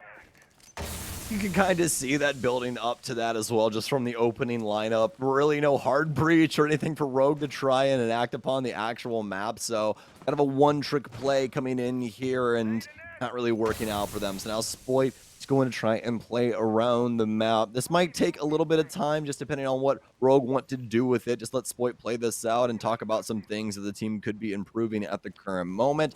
He'll try clearing things through. He'll get rid of the T1 camera inside of Big Tower, but obviously this is going to give up his position as well as he begins pre-firing things around Pillar. Tries to move down the staircase, but has so much to worry about. A BP out. The Nitro Cell will go off, but it won't deal any damage. There's another opponent actually running outside at the current moment, and it's going to be the smoke downstairs. I think Spoit wants to try and go and challenge him as well, knowing that Uno was more than likely a little lit from the previous engagement. Tries to work his way downstairs. Still has to worry about this Mira. Tries to pre-fire and catch him on timing. Knows that Uno more than likely wants to try and go for this again. But Uno, oh my, slaps the brakes off of him. And it's over now. Heroic are finally able to lock things down here on this defensive end. More than anything, just a bit of a stat pad at the end there for our last player on Rogue.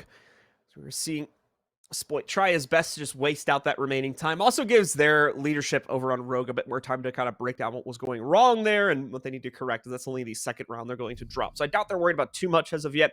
Just obviously some things they can discuss real quickly with that extra minute or two they had because they forced the issue in the round so early on. So a bit of a free one for Heroic there, given how they were allowed to react for so long and obviously allowed them to kind of rotate into stopping that play, just getting that nice 4 kill for themselves, or 4K, to be able to put that entire execute in a box and not let it go very much further. But this is going to be an interesting adjustment here. It's Heroic obviously struggling a bit with their upstairs holds. They're instead going to go for the cafeteria play and see if they can find a little bit better success here to lock in at least a 3rd round for this defensive half. Quite a bit of denial coming in here for Heroic. Not only the clash to slow things down, but also the fire grenades out of Uno. Some mitigation along with that, just to play around and make sure that they can keep themselves safe across the board, especially for Grizzly's sake, because he's probably going to be in hot water for a lot of this round. Now, the big thing is that if Rogue is able to dislodge some of this setup, they're going to be able to set up something of their own, especially with Deep Peck on the Osa.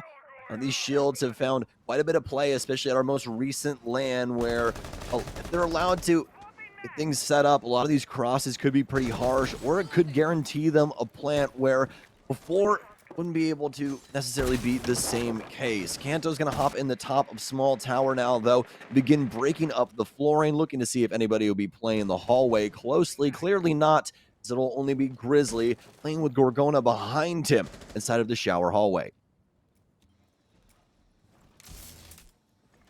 Grizzly continuing to try and delay for as long as humanly possible here. A big piece of what could potentially stem the tide and stop Rogue from eventually getting a successful execute going as well. So very important he continues to maintain this. Rogue, it seems to have taken a bit of a step back now after running into that potential roadblock and are looking into new options in terms of how to get access for themselves. Have managed to get themselves a pretty decent opening in towards the main wall to access cafeteria also, so they're not entirely out of options here. Rogue have a little bit to play with here. Spoit's going to try to utilize that. I've also noticed that Grizzlies rotated against that opening now, so going to try and see if they can stand more directly in the way, but having to do double duty shifting all around this. We'll check in with Grizzly a little bit later and see how they're potentially going to perform. Spoit getting a lot of damage sent on him. Not exactly sure where it ended up coming from, but either way, Rogue were able to translate this into 2 opening kills. Grind picking up 1, mainly against Benja there, and also seeing Uno falter 2. So some good follow-up here, but Gorgona starts to exchange those kills right back against Rogue's own favor. Starting with Kanto here, eliminating the sledge. Not a massive loss in the utility department. At the same time, you're still going to have that clash, giving a constant info drip about where the advances are coming from Rogue as well. But that's not too much of a problem for Spoit. He relishes the challenge, it seems, as he moves forward and is able to find another pickup versus Sloth. Gorgona, though, keeping it even, keeping Heroic in the fight as he trades back yet another one, most recently finding Deepak. Leon, though, taking out his only other teammate and leaving him in the open for Cryan to finally get the last kill, as we see another one go up on the board for Rogue. Well, Rogue starting to lock things down when it comes to this offense as well. Heroic able to finally fire back with a successful defense, but they can't get things done when it comes to the kitchen cafeteria setup. Rogue getting away with too much when it came to the shower clearance, specifically Spoit.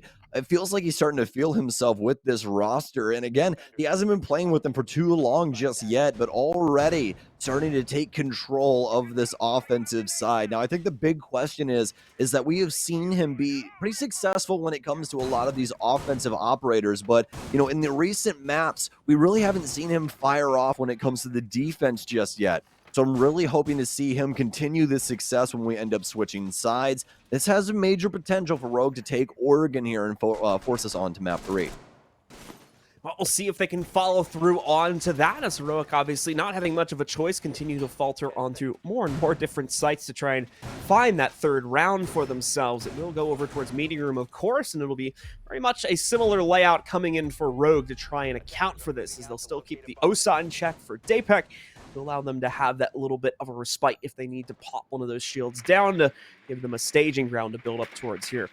Need to drone out first, so we're going to be seeing a lot of that for this first minute or so, while Rogue build up the confidence to make their initial entry as things get a little bit close for comfort on this clear here, especially with the path that Rogue is more than likely going to take, from what I can currently see, in trying to emphasize control over the big tower and then using that to get access to backstage. It's better for things like flank watch models. You don't have to keep as close of an eye on the previous parts of the map you've cleared out, but does still leave things very close to the chest in the event that Heroic tries to do anything aggressive. You don't have a whole lot of places to run and try to reset the fight.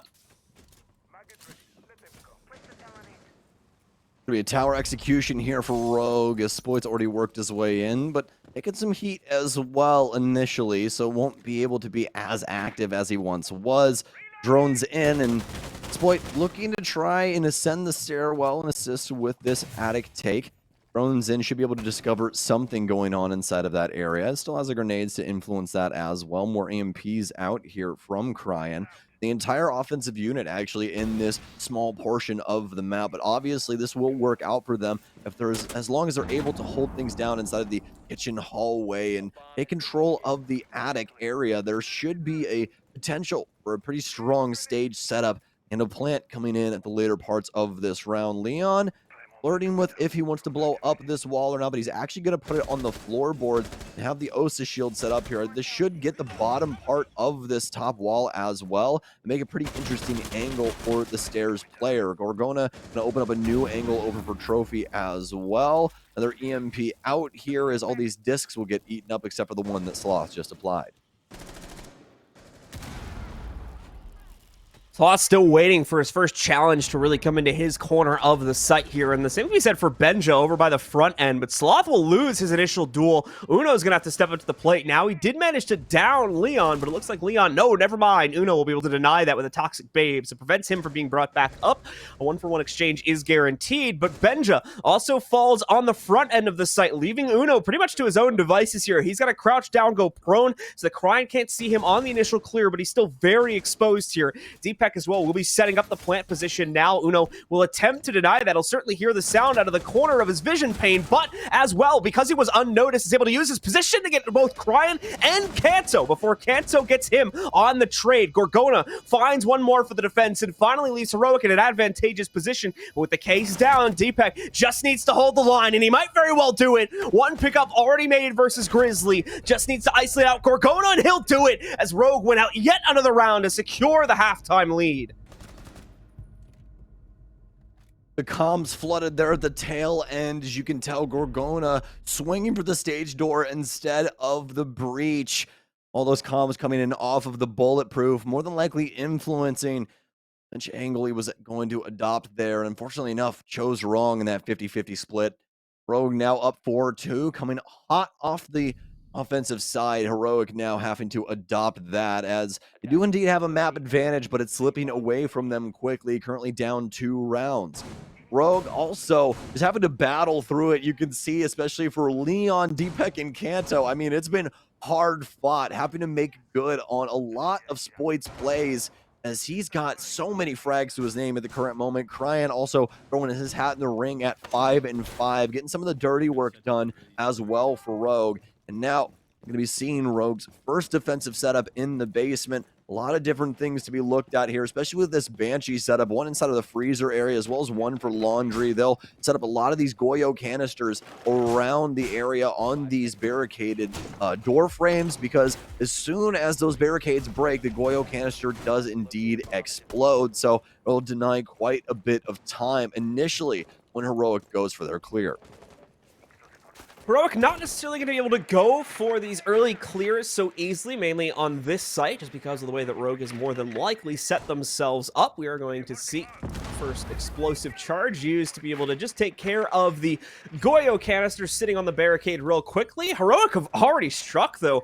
I know that we had one player exposed and out and about here on the first or second floor. Wasn't expecting them to be engaged so quickly, however, as Spoit is found just at the bottom of the white stairs. I can see his corpse there, his little symbol. So he's going to be knocked out, potentially a window cross, and some bad timing allows for him to be isolated out super early on into the round, and that's going to put a bit of extra pressure on the Deepak now to mainly waste the additional time that more than likely is going to be left in the bank if he's not able to sustain this position for a bit longer than he would have been expected to. More time he holds here, the better off they are as well. He's got quite a few ADSs in the area. Cryan. Oh, yeah, he's been droned. A drone immediately 180s and finds him, trying to move back in through gaming. And now able to at least make the rotation here. Knows one's more than likely up top. Gorgona listens for the impact. Knows that one's been made inside of kids. A whole bunch of new angles. He'll be able to at least tag up the player. But actually, no, not even a sliver's worth of HP. But now Cryan will get hit. It's actually Cryan to win out the engagement. Benja will take down Kanto as he's clearing out the top floor. Rogue starting to look worse for wear in their own regard as they continue to bleed out bodies. Leon and Deepak, the two remaining members, as Deepak possibly aware of another one being inside of the hallway. Doesn't have the angle to the bottom of the stairwell. That's where the actual Yana hitbox is. Having the potential to really tag up Sloth at any moment there. Gonna be some upstairs presence now from then as Leon goes down. Deepak has to try and make the move, but he's already been droned out. They know he's upstairs, and the site is obviously down. Gonna be the front lobby being held at the current moment, although I don't know that Grizzly knows that he's in this area. Has a lot of potential here to get this kill. Oh my goodness gracious, Deepak moving back and forth. Another drop here, and he's finally gonna get taken down from Grizzly, who will get off the cam, and more than likely is wondering why there's audio so very close to him. Very well done from Heroic as they're able to get the very first round. Yep, so Grizzly will pretty much immediately catch that after he hops off camera and make quick work of Deepak. Unfortunately, was left with just way too gargantuan of a task to accomplish there. Already had to try and fend off the additional presence after he lost Spoit in those first like 20 or 30 seconds of the round, and then had to pull off quite literally everything when the rest of the site defense also went by the wayside there. So Heroic not going to be given up just yet, despite falling down by 2 rounds at halftime. They are immediately looking to bounce that back. Rogue as well, completely dispatching of that basement hold, seeing the kind of one-sided nature how it played out. So instead, they're going to go up to the kids' dorms hold and see if they can find better results here. Doesn't mean we're going to get a few more mitigation ops in play. Let's back onto the Wamai as well as Cryan going over towards the Jaeger. Aside from that, usual bit of slowdown utility, focusing a bit more on mitigating the drone intel as well here. Didn't see the Goyo shields used by Heroic, but Rogue is not going to feel that. Instead, they'll bring a mute into play for Dapek.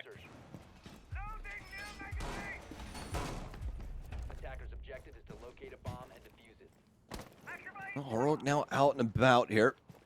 Second time for their offensive side. Benja bringing in the Nook, which could be quite the fold into the overall offensive strategy. Uno also bringing in that Ying. More than likely bringing in some extra secondary hard breach just to make sure that they get all of these different walls and access points open for themselves.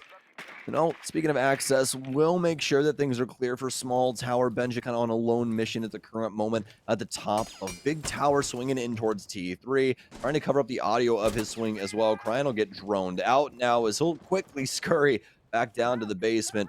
Obviously worried about a potential cross there from construction, but fortunately enough for his sake, nobody in the area just yet. Benja will get things started well for Heroic on the attack yet again, though.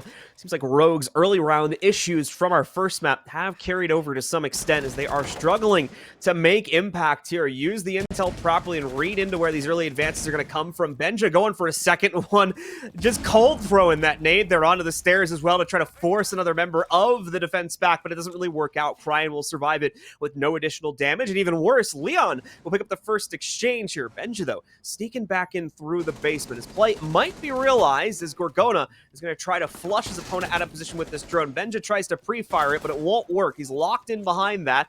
Benja here trying to flirt with the nade toss. That'll go in. Should be in a good position, but no, he's going to try to climb over it instead, and Cryan just barely gets out of the necessary damage that he would have gone down from, and Benja, oh no! Can't lock him down. Finally, Dapek, the cavalry is here. He shows up from the backstairs flank and shuts down this play, giving Rogue the player count advantage here. Are they going to be able to keep it, though? No, they won't, as Leon will be found out by Uno as he tries to make a more direct play for the site closer to White Stairs.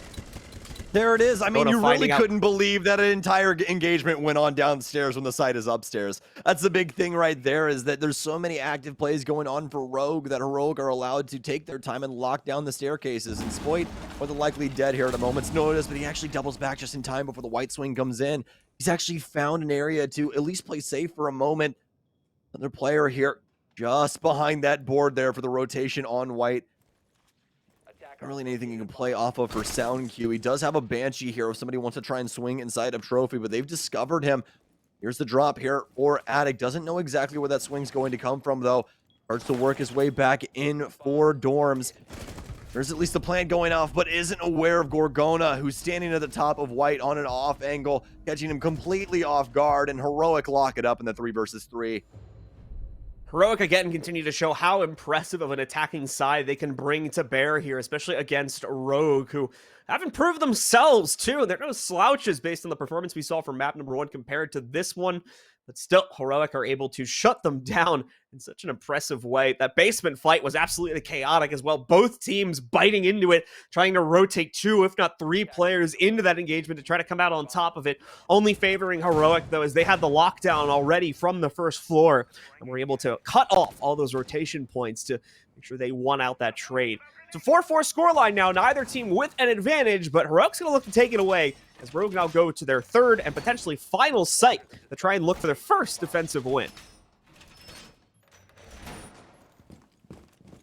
All right, well, Heroic now able to tie things back up, and Benja in the Thatcher in here. A lot of active plays, a lot of active op picks, I'd say, that we've seen from him in recent history, but now playing something that's a little more lukewarm when it comes to the play style necessary in order to pilot this character correctly. He's going to be dedicated to Uno initially to try and make sure these walls can get open. Grizzly will be assisting with the flank watch and making sure that they don't actually have to have anybody necessarily in the area to watch these stairwells and things along those lines. That'll be the job of the air jab. Just have to be close enough to capitalize on them if they do end up catching somebody.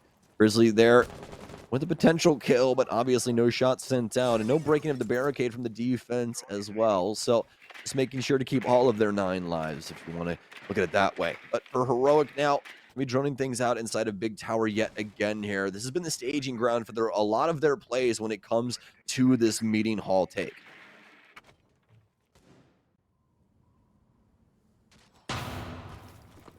So as Heroic continue to weight down the still early timer for themselves, we in a little bit of an impasse here as they're also trying to open up attic access for themselves. Thankfully, Thatcher not being banned out makes that quite an easy process. You've just seen for yourselves there. You'll be able to open that up with very minimal delay, and now the potential to establish a few top downs against the members of Rogue. They certainly are going to have to fear, especially now that stage door is being opened up. We'll have to fall back for a moment just because things are going to get a little tight, and when that wall gets opened up, that's the potential for Rogue to start swinging and trying some crazy stuff. But as you're going to see, they'll keep themselves relatively contained, pulling out a very similar defense to what we were seeing from Heroic. One member trying to go for this little bunker in the corner, and will also be played by the Smoke. Daypack watching out for the connector, but also keeping a close eye on the backstage push, of course, and Kanto rotating into Attic to watch out. In the event that members of Heroic do try to press in from that angle, they more than likely will, since they put in quite the effort. Open it here. Nades to try and flush Kanto out. The first one is going to be a bit of a miss. Falls too short, so he still stays at relatively full HP. Ready to take on the next challenge if someone moves forward. Gorgona should be aware of it because of that drone, but we've got action happening downstairs as well here. First attempt to move in has been stopped by Leon. We have Spoit on a potential backstairs flank too. He's ready to strike. Should Heroic commit to this? Well, Heroic dead in the water at the current moment. Info has to be refreshed. Is Spoit the power position right now in Harry Potter? Deepak to take down another one. This is just going to elongate the round, but Gorgona finally with a frag of his own. The Thatcher starting to work their way in for split. Gorgona powering forward, knows one's in behind the case, or rather the bomb chassis, and takes down the member. But Spoit on the back end has been able to take down Grizzly. Now it's a 1 versus 2, all for Gorgona, down to just the pistol on minimal time as well. Can't land any of these crucial shots to try and reload. The L85 just has to slam it back inside and able to at least get mag, or rather a bullet, back into the chamber here. Has to try and change sights now with this case. No verticality inside of the kitchen area. Goes for the plant here, and has he found enough space now? An impact above, I don't believe they'll be able to find, and actually Kanto has shifted just in time. The impact to open up the hatch doesn't see him initially and just drops down in order to get that last kill. It's going to be a timeout call from Heroic. Rogue fall back onto a safe harbor. It works out well, actually, because they can just kind of sit back and run the clock down, sitting at the very edges of where Heroic would have needed to push for more map control. And because of that, Heroic feel they're relatively safe because they are given free control for the most part over the big tower, and that becomes their staging ground to open up Attic, as well as open up the backstage area. Problem is they had to spend the next 2 minutes looking for a safe path onto the site, or at least a window of opportunity to execute. And because Rogue was playing it so passively, never really giving them any of those fights, Heroic never find it, eventually just have to force their way in due to a lack of time. And suddenly all those flanks, such as Spoit coming in from the back end, and the insight players that had yet to be droned out or revealed, come alive also, giving Rogue exactly what they need to fend off that attack and finally give them another round, which also saves their lead, most importantly here too. Probably a part of the reason why Heroic is now going to call for a pause, as things are going to get a little bit drastic here, given the trades that have now occurred. Rogue only being 2 rounds away from winning this map and sending us to a third one. They don't want to take any chances. I think they want to look for a clean sweep here to try to bring it back into their own favor. Laundry room supply going to be the selection here for Rogue after the timeout from Heroic. Locking things in and looking to bring the Mozzie into play for Spoit as well. Interested to see what gun he'll select here. Looks like he wants to be stuck with, well, don't really know. He got immediately to the pistol as he wants that extra movement speed around the map with the initial setup. Always a strong thing to do with your initial prep phase there for the defense. If you're running around with your primary out, don't do that. I'd highly recommend running around with that pistol just for that little extra speed. just to get you moving around the map a little faster, get these hatches, and get back to site. The setup time is quite close, especially with how intricate some of these setups get for these defenses, sometimes even going into extra time at the beginning of the action phase. You can already see some dedication from Rogue into this meeting setup here, setting some ADSs around the area. Could potentially see them try and work into the top floor and try and play some angles through attic here as well.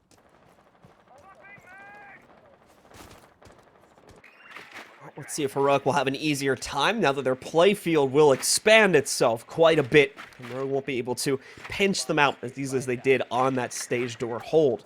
Let's see the first bit of utility sneak its way in from Grizzly, and he's just going to constantly dump these drones in because he's, well, allowed to from the outside here. Such easy access to the site. Might as well chuck all of these out while he still has the capability to. And the rest of the team will continue to work on opening things up. Oh no, stolen drone there for Grizzly, and the worst part is he's nowhere near it, so not going to be able to immediately shoot that back. Spoit, though, is probably not too worried about droning at this point in the game. He's going to play a pretty active role moving around upstairs here, so more than likely nothing going to be done with that stolen drone in the near future here. Just delete it for the time being, as Spoit is a little busy shooting out a few others upstairs. There's a pretty big focus from Heroic on taking him out. However, they don't have the winning positions to find him just yet.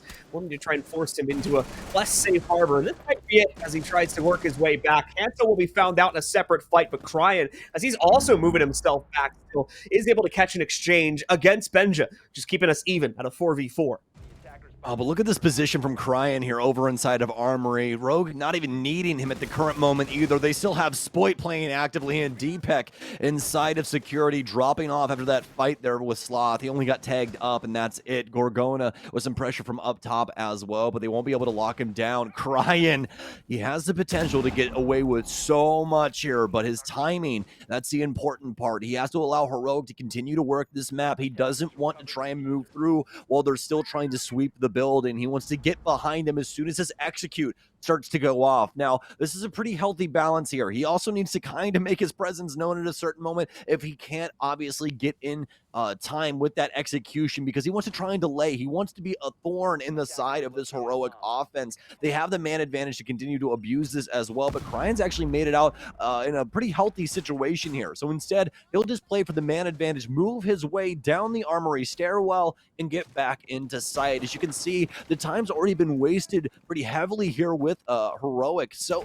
now with that being said, the man advantage pretty heavily playing into this as well. They won't be able to swing things out in such a convincing manner, but as soon as that grenade lands, Sloth has opened up the gates now for Heroic to take a round.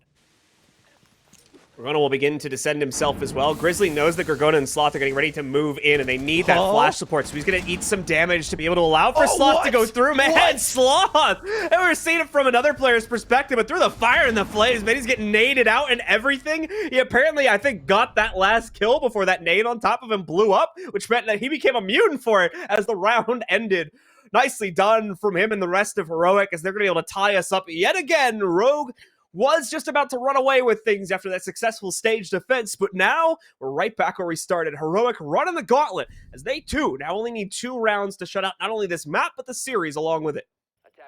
Undeniable pressure from Heroic in Freezer. There was nothing that Rogue could do to try and slow them down. I mean, even chucking in the smokes wasn't doing anything. They were still swinging through that. Sloth getting that kill on the Deep Freezer player as one of those toxic babes goes off. Rogue not able to swing anything in any convincing manner from an angle that could assist with that Freezer take either. They try and manage things from the laundry side, but even that sneaky little laundry machine peek, not able to really do much. Sloth ready for that one, as it is indeed decently common nowadays, especially inside comp. Usually a player playing inside of that little sneaky part of that site, and able to shut down a lot of what Rogue thought that they had going for them inside of that man advantage situation. And that's the big problem. You know, Rogue trying to play back into that man advantage and just adopting some very basic setups there inside of the basement, not really using anything that they were dealt inside of that mid-round, like our extended player Cryan inside of Armory, instead calling for him to fall back. That could have been a play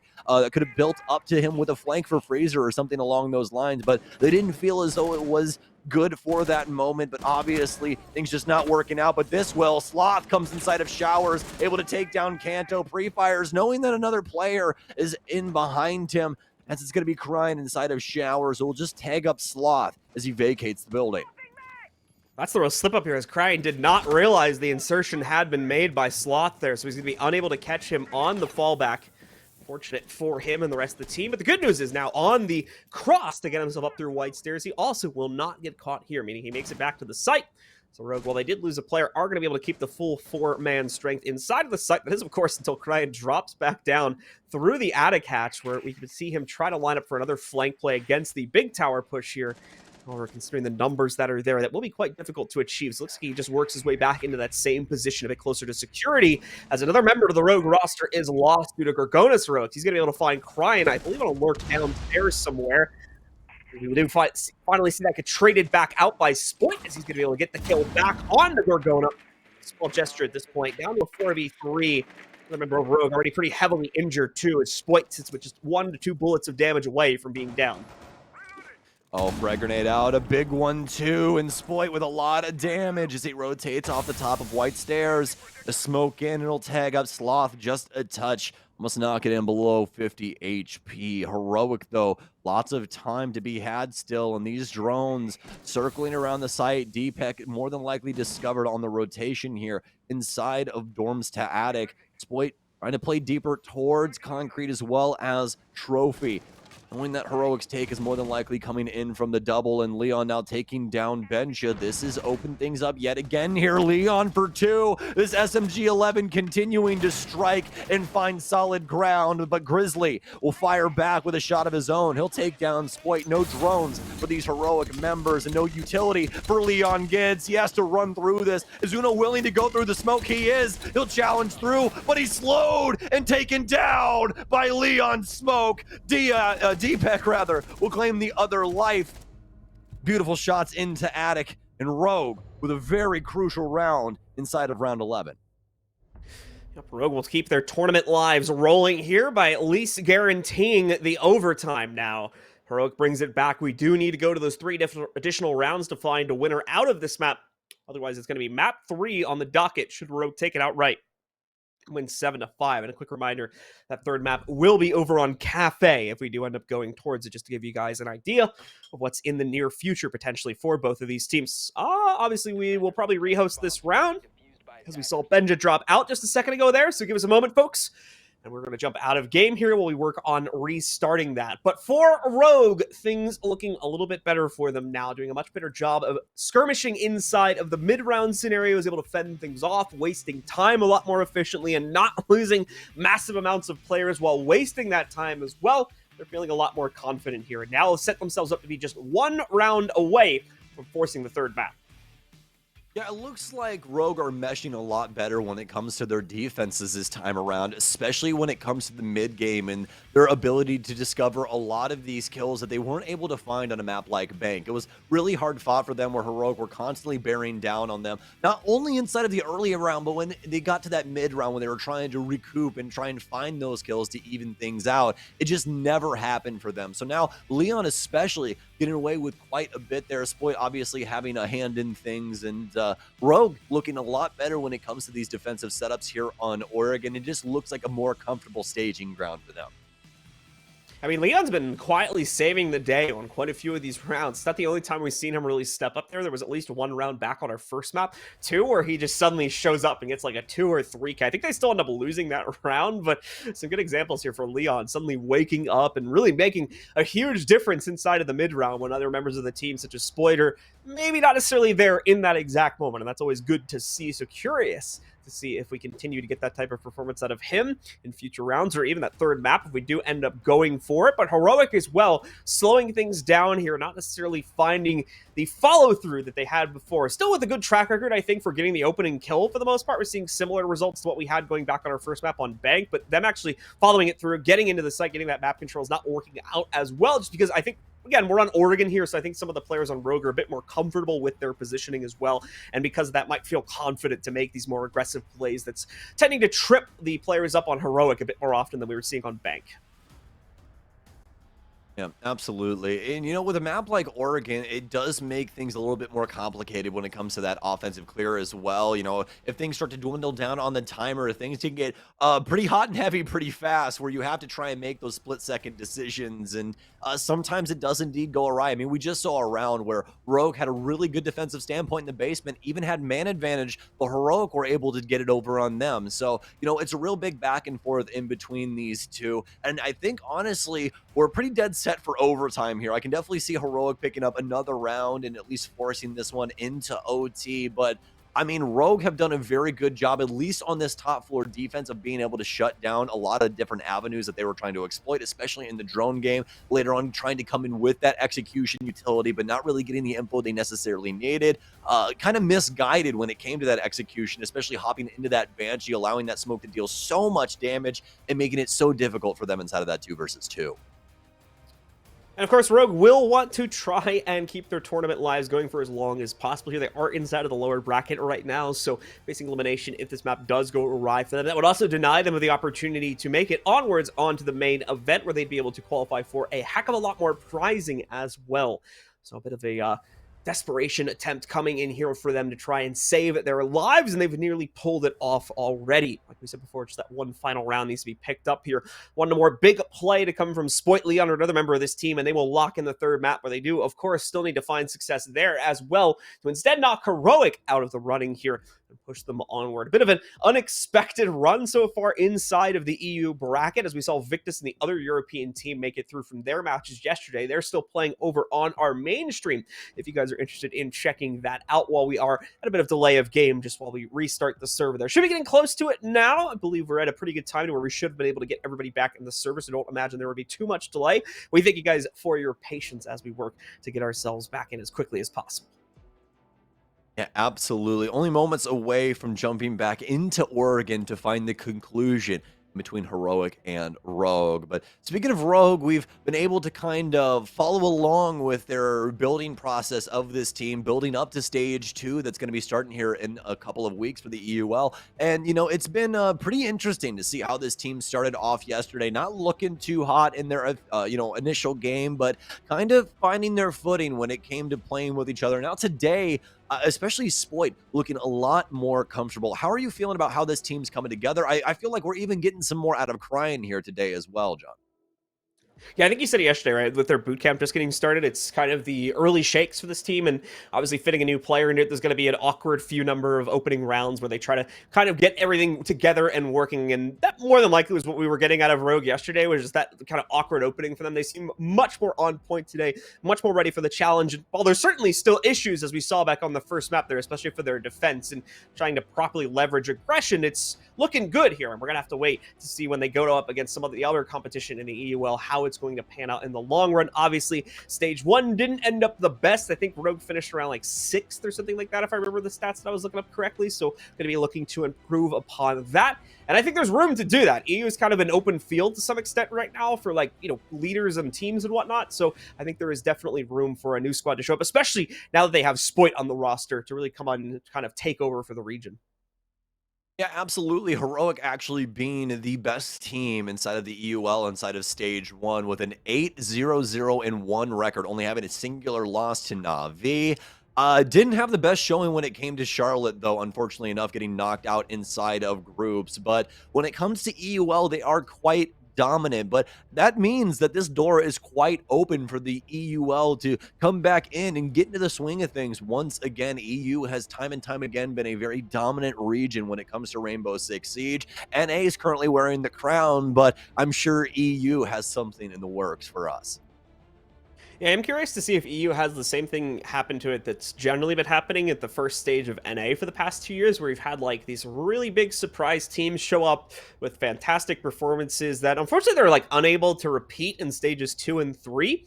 So I'm curious to see if we get that out of some of the less expected teams inside of EU as well as in NA. I think for NA it's going to be a bit of a stronger run for those teams this year, seeing how some of them were able to perform at the majors, such as like Astralis and whatnot.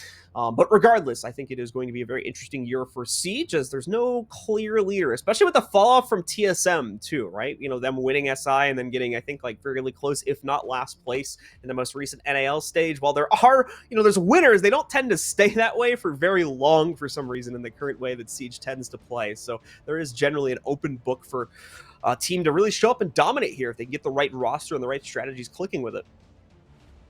Yeah, absolutely. I mean, there's a lot of really, really great things happening for Siege at the current moment. And it's fantastic to have esports back in the capacity that we do, just having our first recent live event, you know, in a very, very long time, over 2 years. I mean, John and I both casted SI 2020, and it took over 2 years, in fact, to get to a live event yet again. So, I mean, even past that, with some of the things we've been seeing added to the game, such as the zombie and now Sense coming in as well for this next stage. I mean, there's so many different interesting things to look at here and to really be happy about for the future of Rainbow Six. But I mean, past that, I mean, when it comes to the actual regions and things along those lines, I really do think that we're going to see a big shakeup when it comes to EU, especially. I mean, there's so many contenders now. I don't think that stage one is going to be, you know, a really, really good insight as to what something like stage 3 is going to look like later this year.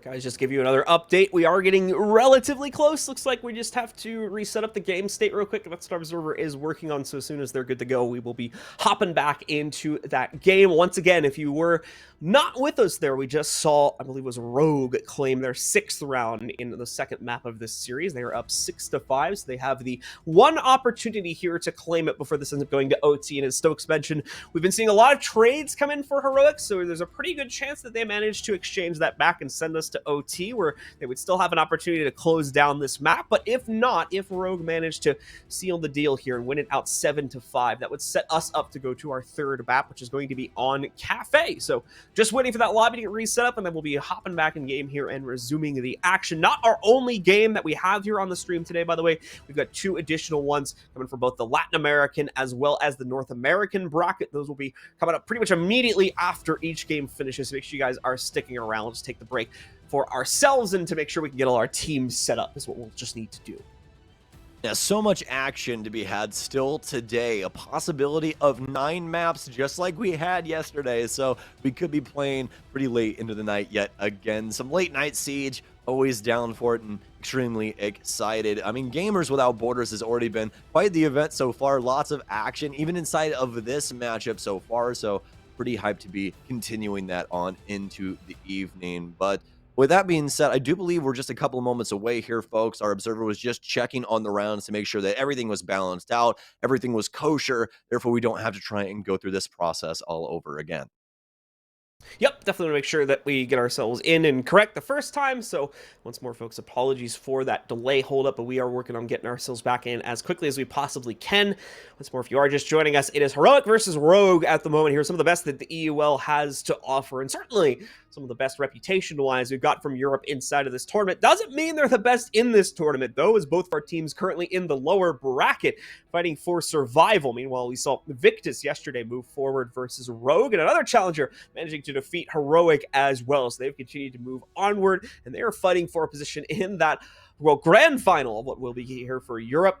The loser, of course, will face off against the winner from this match. So we do have a possibility for a rematch to show up there. Looks like, ladies and gentlemen, that we are still working on getting that server going. So once more, big apologies that we have not been able to get back in game yet. We're going to go to a quick break while we make sure that we have everything locked in, and then we'll return with more gameplay for you.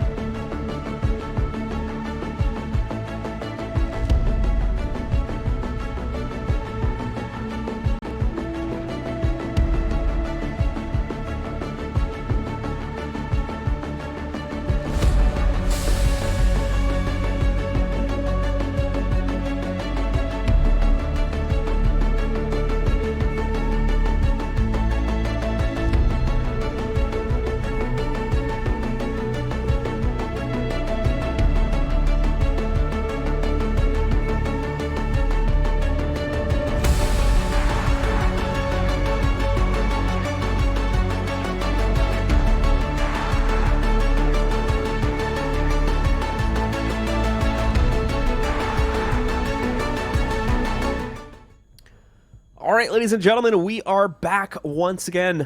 Jumping right back in with where we started things off. Should be a 6-5 scoreline here in the favor of Rogue as they just managed to claim their 6th round, of course, on the previous one. It was an upstairs kids hold, if memory serves me correctly. Now it's going to send them back down into the depths of the basement where they'll look to lock in one final round to secure the 2nd map of the series, 7-5. Heroic, of course, will be looking to stop that and trigger overtime, so we'll wait and see if they can get the job done as we're heading in-game now. Attackers need to locate and defuse bombs. Oh, potentially the last round here if Rogue are able to muster this defensive setup inside of the basement. It's going to be a fairly straightforward one here. And have the Vigil, though, along with Kryan with the Grismot mine, so could have some aggressive stairwell plays around the map. Don't see them really setting up for anything past that, but we could potentially have a hold here, actually, from Spoit, so could see some of these Grismots dedicated around him, just to give him some extra intel as well. But we'll just have to see what else they potentially want to do. A lot of these hatches are being locked up. More than likely going to be opening that security hatch, though, as this is one that we see quite a few times just inside of pro play in general. Just have somebody play for their life here inside of security with a shotgun like Leon here, and trying to hold things down for as long as possible, usually having some ADSs to try and assist him. As for Spoit, seems as though he wants to try and hold things down on the top floor. Looks like they also have yet another body up there as well with him, so a little bit more of an extension than initially seen, as well as Kanto playing pretty aggressively on the big tower stairs. And already putting the right foot forward for Heroic to try and take some tower control to start things out well for this team. Also droning things out quite heavily to ensure we don't have any shenanigans being deployed inside of the small tower office. There's going to be positioning in there. It seems as though Kanto ready to try and arc that nitro cell, out the window. However, not going to be able to find anything from it, and even worse, Gorgona strikes true first for the attackers here, being able to knock out Kryan and eliminate the Ella from contention here. I'm not sure how much utility she may have been pocketing, but if she still had any of those good schmots, it's all going to go to waste.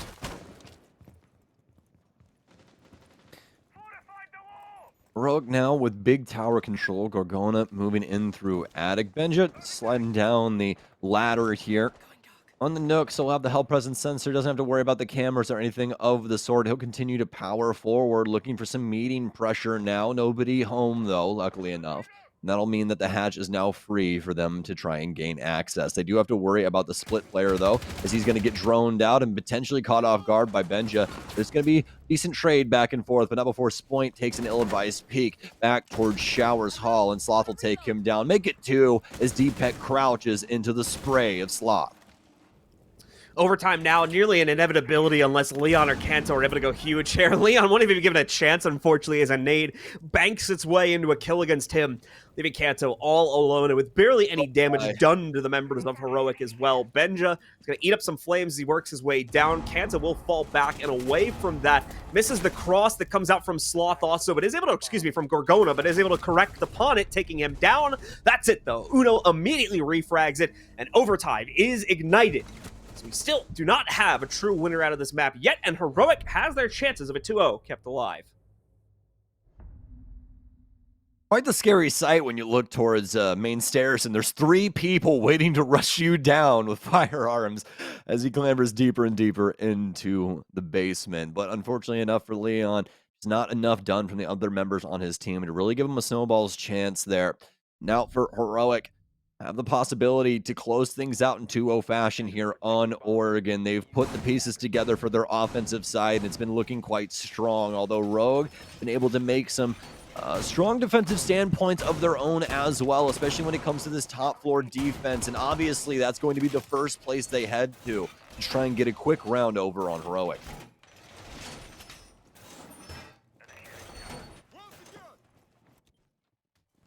We see anything groundbreaking show up for Rogue's defensive lineup, but we are going to have this interesting shield deployment from Leon. One that we've been seeing more and more of, just allows for more aggressive play onto the inside of the bathroom, possibly direct contestation against the opening control attempt if Heroic should go for that. Heroic has been playing into the Master Clear too heavily, though, so that may not end up working out too well. From what we have been seeing, I think they've been favoring the Master side a little bit more, but that can always change up on a round-to-round basis, so we'll have to wait and see exactly how Heroic want to approach it on this first round of overtime. The only real shakeup on the defense was primarily Cryan's pickup of the Legion there. It's not one we tend to see all the time, but makes sense given that it's a very claustrophobic site. The goo mines can be quite effective here, and the T5 is a pretty comfortable gun to use as well. Is indeed a fan favorite and a favorite of my own as well. And, potentially one of the best SMGs, at least just overall feeling that we've had inside of Rainbow Six. I'd say the only other argument you could really have is the MPX. The MPX just feels so very good in your hands, especially on Warden with that 1.5. I mean, the thing is a laser beam. But that's the gunplay here. Heroic starting to move in through the small tower area. High priority zone here ahead of them inside of Kitchen. As you can see, Rogue attempting to hold down a lot of this space. But Rogue don't have to worry about that all too much, as really they can only play their grenades into that area. A potential for Benja to catch somebody off guard from down low as they're right over the top of the hatch. His sensor is going to go away, and he's actually going to get caught off guard. But the nade? Oh, Kanto's going to get away before the Martyrdom catches him. And luckily enough, Gorgona able to fire back for Heroic. They'll be able to claim Cryan, and Spoit already on quite low HP. Uno will ying out the player for Freezer, and they've gathered control of Kitchen. This is going to allow some of these frag grenades to be utilized now. The Freezer player trying to clamber back upstairs as Spoit knows he's stuck between a rock and a hard place. Super unfortunate on the nade play there from Benja. Had it primed, Kanto over just there. didn't roll. No, completely threw the observer off guard there. Yeah, just didn't end up rolling in the correct direction when he went down. So we go back into the action that's currently happening. Kanto trying to catch out Sloth, but no, the other direction wins it instead here. Leon also going to be down. There's an attempt from Sloth to catch a player with a nade upstairs, but those players are long gone. We know it takes him a minute, but he is able to find that last shot into Leon to take him down, leaving just Spoit as well as Deepak in the fight here, trying to fend off still a 4-player roster from Heroic. Deepak as well needing to be quite mobile because of this play. Fends off the Gemini clone without too much of a problem, obviously, but the follow-up, there we go. Gorgona sinks the nade in, and Grizzly as well on the Thermite just executes the last member of Rogue. Heroic are not happy this went to OT. They want a quick closeout here as they're going to be able to take control of the opening round without too much of an issue. That was a heat-seeking depth charge from underneath. All it takes is that little bit of information, and they know exactly where Deepak is holding things down in that defensive setup. A fantastic delivery there from Heroic to claim the lead here inside of overtime, and now they have the opportunity to take this map and take this series in a 2-0 fashion. It all comes down to this with the basement defense. If Rogue can elongate this game to its maximum potential, 15 rounds, as we are entering round 14. Heroic with a pretty strong showing when it comes to what they're looking for with this defensive setup. They'll have the mirrors along for the ride as well as the Electro Claws, but fortunately enough for Rogue, obviously the Thatcher is still available, but they're actually going to shift away from that. They really need to identify that Gorgona is on this character, because if not, they don't have any accessibility to try and lock up, or rather get rid of the lockup on these hatches.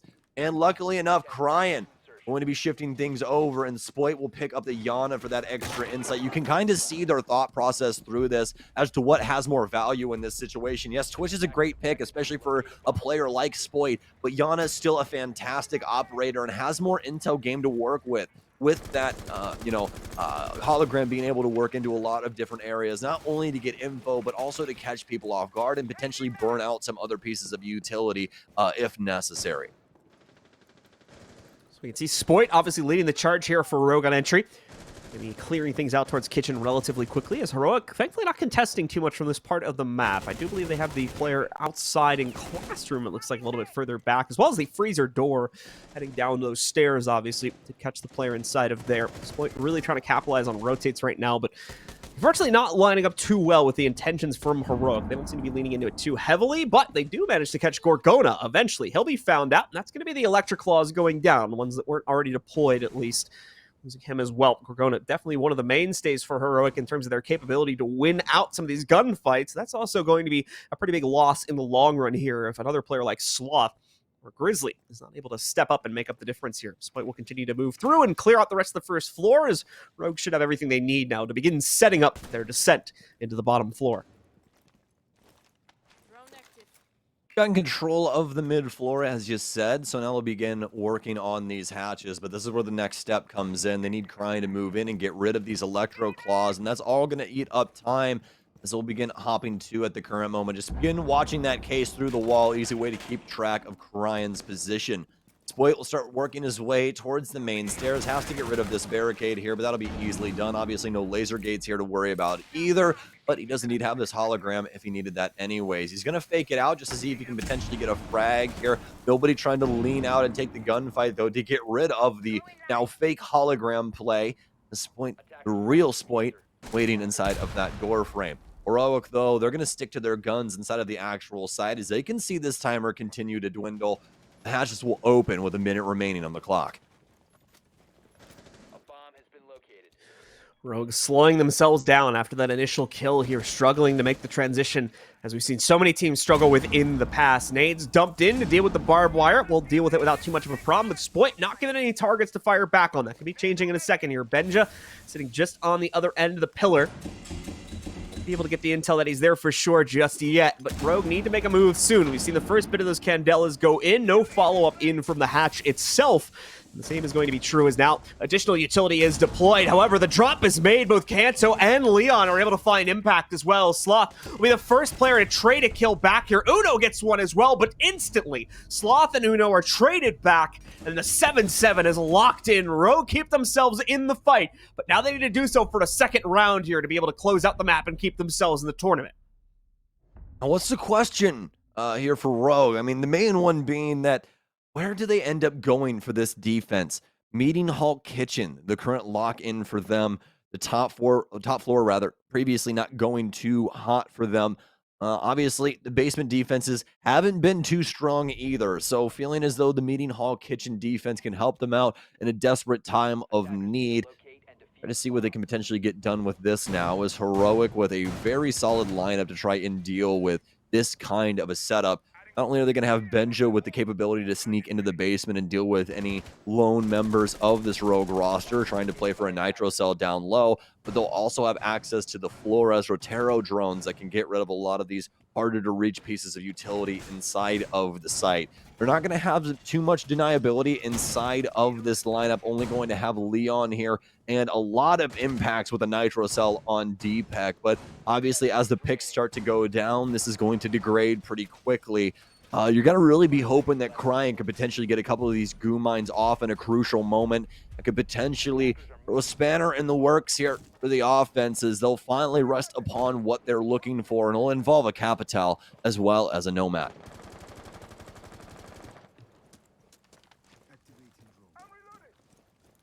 Heroic out and about once again here for their final round of this map here. The pressure not on for them as much as it is, for Rogue.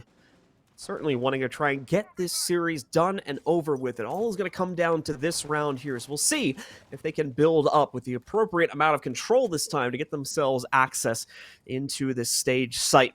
We saw on the previous attempt too, very passive play from Rogue. Rogue didn't necessarily have the confidence to work their way forward and knock out the defenses from Rogue, allowing for them to get aggressive in the late rounds, specifically with players like Spoit working their way in from a basement flank and stunt the overall execute power that Heroic would have had. Now, obviously, Heroic probably going to learn their lesson from the first attempt, and we'll be expecting some more of this style of play. We're going to see the first breach come out from them. Now that is going to be opening up the attic wall so they can have access to that. We can see Leon already flirting with his first potential swing of the round here.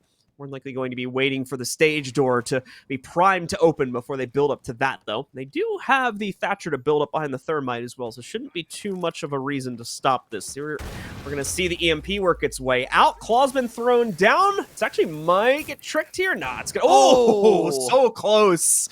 It was so close, but DPEC barely gets it onto the wall in time. Oh, That's no. the second EXO as well. And we do have a can opener, thankfully, so they're not dead in the water just yet, but they are going to have to use that. Here's the other problem. Trying to brute force it, Benja ends up walking directly into Leon, no. giving him over. That removes the EMPs from play. Another Electric Claw's made it onto the wall. This is not looking good for Heroic here. A third map is very well likely because of this very well-played utility denial from Rogue here. Even upstairs, Uno trying to make some progress here, also being denied as he's brought down to a third of his HP.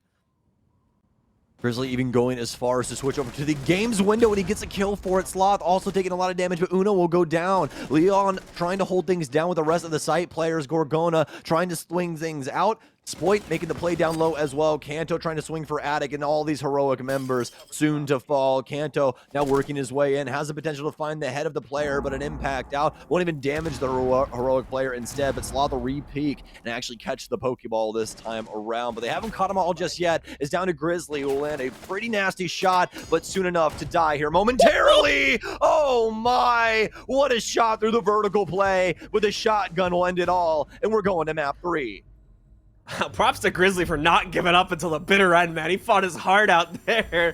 Got as many kills as he could before the gap finally closed in on him. But Rogue surge back into it and take excellent control of that final round, falling back onto an unorthodox site as well, using stage and meeting room to be able to win it out there. Not necessarily the site you expect a team to go to win a map, but it worked out for them. Again, those conditionals playing in hugely for them there, on top of the great utility denial that came out with that Cade play. Excellent stuff from Rogue, and that has secured them a third map. Ladies and gentlemen, we're going to go to a quick break. When we do come back, we'll have that map on Kafe ready to rock and roll, so stick with us. We'll be returning in just a few.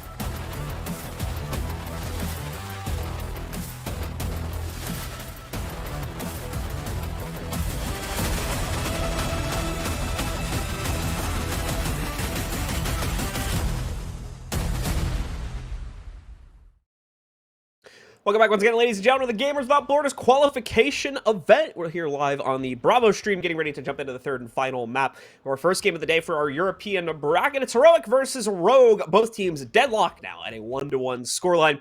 Our first map on Bank going to Heroic. Our second map on Oregon going to Rogue. Now we get ready to head over towards Kafe.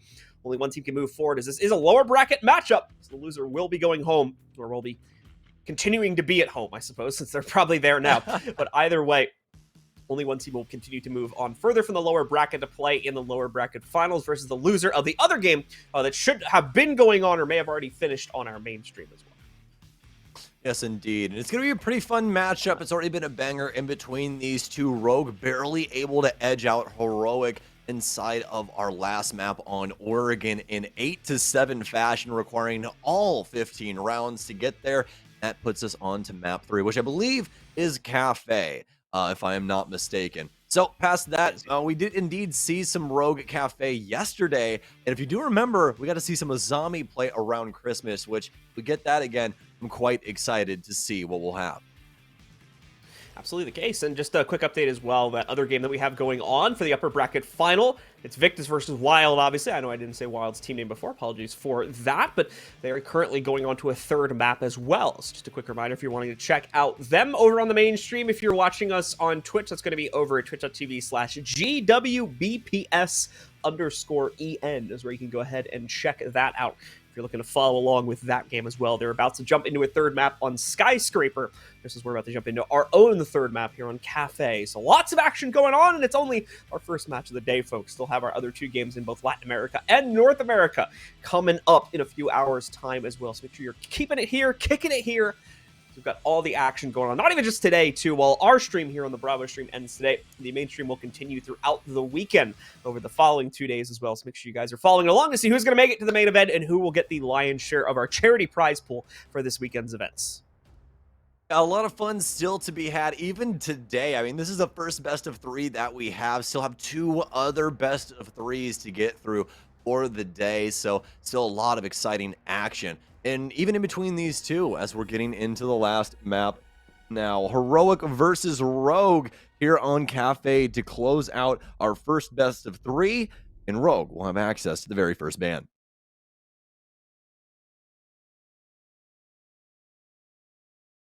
Ban coming up for Rogue. So we'll take our first attacker out of the pool. Rogue obviously will have the 2 center bans. We'll see what the selection is going to be in a moment here. Generally stuck to the same trend, and I don't believe that Kafe is going to force us to go too far off the beaten path. Indeed, that looks like it's going to be the case as we get a very similar ban to our previous 2 maps. Once again, Maverick removed from play here, as has been the case for the rest of this series as well. And the final attacker ban, the first one from Heroic, is going to be a Nomad. Bit of a change up from what we have been seeing, but for this map specifically, she can be very useful for isolating out those rotate positions. Just a little bit too much of a problem for Heroic to deal with in their defense, apparently, so they're going to want to knock it out here. They also get the first defender ban choice, which we'll be seeing in just a moment.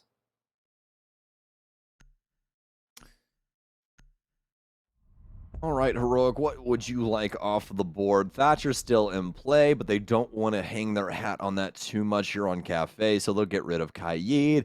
Also a strong, solid option on this map, not only because of his hatch play, but there's also some cheeky ways to lock up some walls on this map, especially on the top floor. So just don't want to try and deal with that. Mira also plays pretty handedly into this map as well. So quite the strong ban coming in there on the tail end for Heroic, or rather for Rogue. But either way, though, the Bar Cocktail defense going to be the first selection for Rogue here, as they're going to be bringing the Denial trio, Jaeger, Wamai, and Aruni all along for the ride.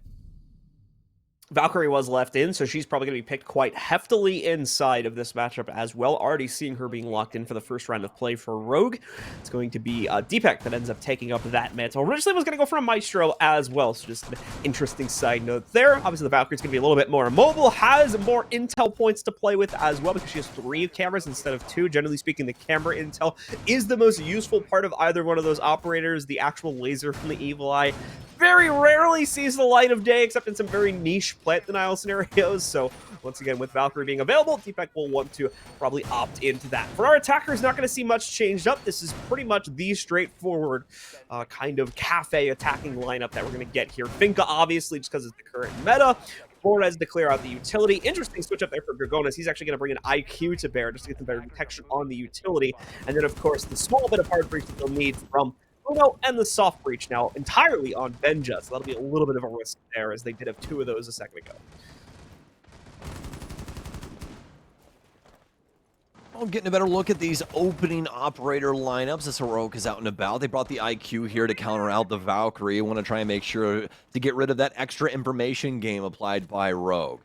Be a top floor defense, obviously, as we touched on before, and that means Heroic has a lot to do with this west-hand side of the map. They want to guarantee there's no runouts on the windows or anything of the sort when they're repelling this side of the building. Have to wait for hop-outs as well, or rather, be aware that there could potentially be some towards that blacktop side too. But only a little bit of pressure here from Rogue on the mid-floor. No one looking to get overly aggressive, at least initially. Want to see what Heroic are going to try and throw at them first. Rogue taking a slow crawl to this one. Obviously, since it is the 3rd floor hold, no real reason for them, at least at this point in the game, to try and mess around with the bottom floor clear, although it does look like a member of Rogue wants to try and mess around with this initial take. The members of Rogue Cryin positioned at a 2nd floor red stairs spot. We're going to see if he can maybe find out a few of these players as they can make their initial push forward from the red hatch drop. Going to just kind of isolating out the utility pieces here, calling out what his teammates need to look out for as they try to venture forward to get themselves closer to the Cigar and Pixel clear out, or whether they're going to go for the bar route instead here. Rogue still need to figure that out. It's going to be some time before they're confident enough to really push towards that. Need to fully work their way into it. And unfortunately for Benja, he's been put on a permanent flank watch duty because of that position being maintained earlier by Cryin. As well from the Pixel position, I do believe, has been able to make the first big impact here. And it is a big one as they knock out the clock on the Finkas. They'll also lose those adrenal surges. Gargona will be able to exchange that back into a 4v4, but I still think, personally, Spoit wins that fight. All things looking quite solid for, I'd say, Rogue at this current moment. The last Rotero drone will be used up inside of White Hallway as Benja will start gathering control of Bathroom. But honestly, at a second glance here, this round really could go either way. Rogue clearing out a lot of the front and forward utility, making it a little bit easier for a trash plant at this point.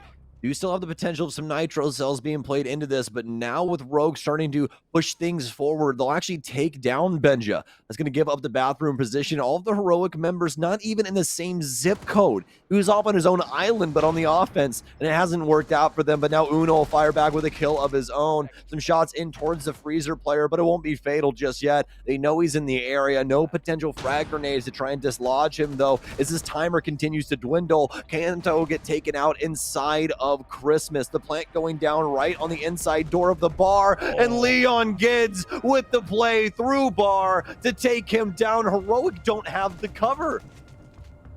Gorgona, unfortunately, still stuck on the rappel outside there, so unable to act quickly enough to stop that diffuser kill. And with that, Rogue will take it on the timer, locking in a 1-0 lead to start the map off here, and as well locking away the third floor site. Fairly close, but Heroic, unfortunately, just not enough progress being made up until that final minute. They do try to brute force the issue with relative success. Just again, a few players mishmashed in terms of their positioning, leaving Gorgona out on a bit of an island there, unable to support that plant to the extent he would have wanted to. And unfortunately, allowing for Heroic's fans' sake, unfortunately, allowing for Rogue to lock in that round. Camera feed up and running. Monumentous affair there for Leon Gids. Is Heroic able to strong arm a lot of that situation, and obviously on a lot of different solo missions there for them as well, trying to work their way through the bar and freezer area, but really a lot of that coming down to Benja and his position just too far off the reservation, and no one able to try and assist him with that situation, and Rogue get away with so much there and their ability to retake a lot of the land on the top floor. And now Heroic down around, but fortunately enough, still a long road to go for Rogue to try and claim map 3 here as well. Lost a little bit of the initial drone economy, but not the biggest deal. This has tended to happen to Heroic here on their offensive sides, but it usually helps them influence their operator lineup quite heavily, and also out of those rounds going quite successfully for them as well. Past that, they've also got Sam Fisher, so they have those Argus cams to try and back them up if they so choose. Grizzly ready to swing forward here, but once the drone intel, I believe, before he's going to have outright confidence to do so, we do see a red ping coming in for a player closer towards Bakery, so they try to fend that off. They force that player into small bake, where Grizzly would be able to get a winning angle against him, but so far unsuccessful in flushing the player out to that doorway here. So Grizzly kind of stuck between a rock and a hard place as he tries to work his way in here. Excuse me. Well, Heroic looking for this Bakery take, and they'll be able to gather it pretty handedly. Nothing really stopping them at this moment after the initial clear. Still have to worry about some verticality on the second floor, though, but I mean, that's usually the first place you're going to look on a site like this. They're always going to try and stop you from taking control of that verticality. It's just too darn important, especially with the sledge in play and how often he is indeed picked, especially on a map like Kafe. Anto has the cross, though, here for Coat Check. He's going to barricade the window, making it a little bit more difficult for them to find any other angle on him. Obviously, it is indeed just going to be a wooden barricade, so pretty straightforward if they do want to just try and have some influence through that window anyways, but the initial line of sight will still be blocked off. Anto, though, after being discovered by that drone, starting to get pressured from a multitude of different angles. Heroic with 2 big picks now, will take down not only Cryan, but D-Peck, and this angle constantly having to be managed back and forth from Canto, but it's actually Spoit to strike first as he's deeper inside of the actual building. Canto win one out on the cross. Heroic have to try and gather this back under their own control, but Sloth, he's gone too far yet again. Heroic getting picked apart, even though they had the man advantage going into these dying moments now, but with still 45 seconds on the clock, a lot to be done, but a downed Canto will open the door yet again for Heroic. Leon being the hero here, but gonna have to continue to bring this type of performance to the table. Canto has been down. Spoit able to hop into it as well. He's going to be able to finish off Uno here. Grizzly trying to finally end the wrath of Leon from inside of this kitchen position, and he will do it, but at heavy cost to Grizzly's own AP. Now alone here with 19 seconds to play out the rest of the round. He'll quickly clear out the site utility. Does have to go back to be able to retrieve the diffuser, but he might be trying to play this on frags alone here. Wanted to make sure he finished off Canto so there was no hope for a revive, but his timer does run out there. So that is finished off by Uno as he was the first player to down him. Only a second to put this down on the ground, so Grizzly will get it there. Here's the problem, though. Spoit right around the corner. And yeah, our last member alive for Heroic is going to hear that. Won't even give him the glory of the kill, just drops off of it. Ends the round. That means that Rogue are going to be able to pick up 2 in a row here. Masterfully done from Rogue thus far in the way they've been able to control a lot of this defensive flow. especially being down in man count inside of that last round. Heroic just not punishing them enough. In fact, it seems like a lot of these plays that Rogue had going on, specifically Kanto's position over inside of Kochek, giving them a lot of problems. They kind of split their aggression and just split their focus overall, and it made it to where they really weren't focused altogether on a singular task, and it made it to where they weren't exactly synced up. That's why we see Sloth die so easily inside of prep without anybody really in the zone to be able to get his refrag. So now, that being said, Heroic down 0-2. Rogue looking quite solid here on Kafe so far, looking to take it one step further with Leon Gids now over to the Pulse, add some extra info game along with the Bulletproof from Kanto and those Valkyrie cams coming in from Spunk. Once again, just constant clarification. We'll probably remind you guys of this every once in a while here, but Spunk is Spoit. Just in case anybody was joining and is wondering that. I think even like the Rogue Twitter account clarified that. More than likely, Spoit's just like locked on his current name because there's like the 30-day window or whatever. You can't change names. There was probably somebody that just stole his actual name. I'm sure that there's a million different Spoits for every single organization. Probably organizations that aren't even in Siege. There's a Spoit name for, I'm sure. It smells like domain parking to like try and get a fee from him or something.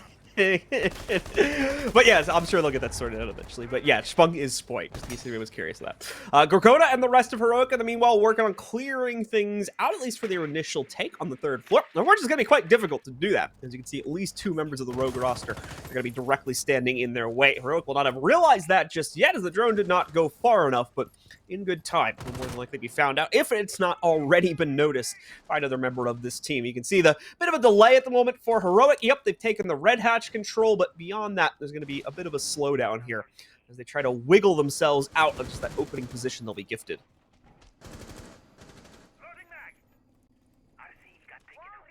Sloth with a twist and a twirl here inside a cigar.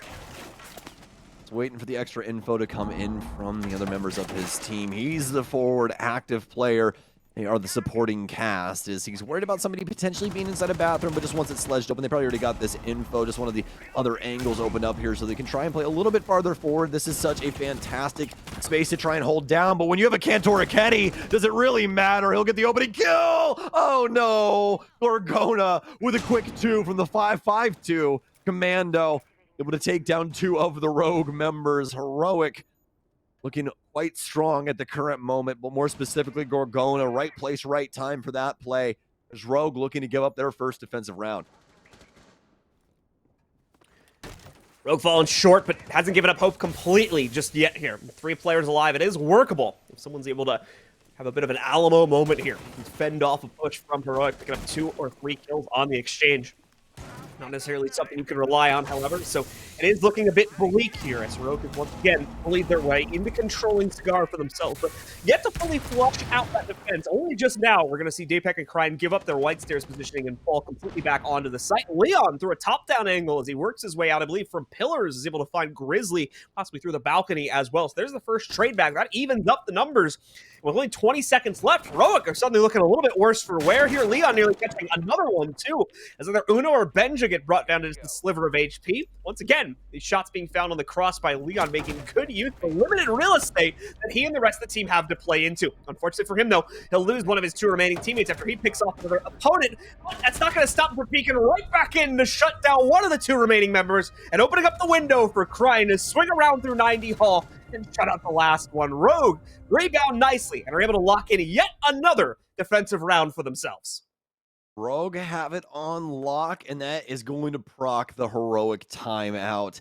3-0 currently on this defensive half, and now looking to potentially bring Azami into the next defensive setup as well. So already some exciting things being built upon, and it looks like more than likely just end up pausing things a little bit later, but nope, apparently not. Kind of just had another issue there, but either way, here for Heroic, got their lineup locked back in the IQ here to play, being able to hopefully assist them in getting rid of some of Dapek's cameras. But the big thing, the big players to look at in positioning right now are going to be Kanto and Kryan's utility in tow with what Spoit will be doing with these Kiba barriers. We've already seen quite a bit of play with these around Christmas, and this is what we saw from them yesterday. But as we've been able to see now, I mean, it feels like Rogue is really starting to synergize pretty well with each other, at least inside of this matchup. So I'm excited to see how this defensive setup looks here today. Already massive improvements just off of the previous maps played. Kafe looking a heck of a lot better for Rogue's overall prowess here. Their ability to kind of bully out heroic shenanigans and as well just keep their overall composition composed to win things out. Leon again showcasing some great stuff there inside the last round as well. Like I've been saying throughout the course of this series, he's quietly been saving the day here for Rogue when they've been put into some rougher scenarios.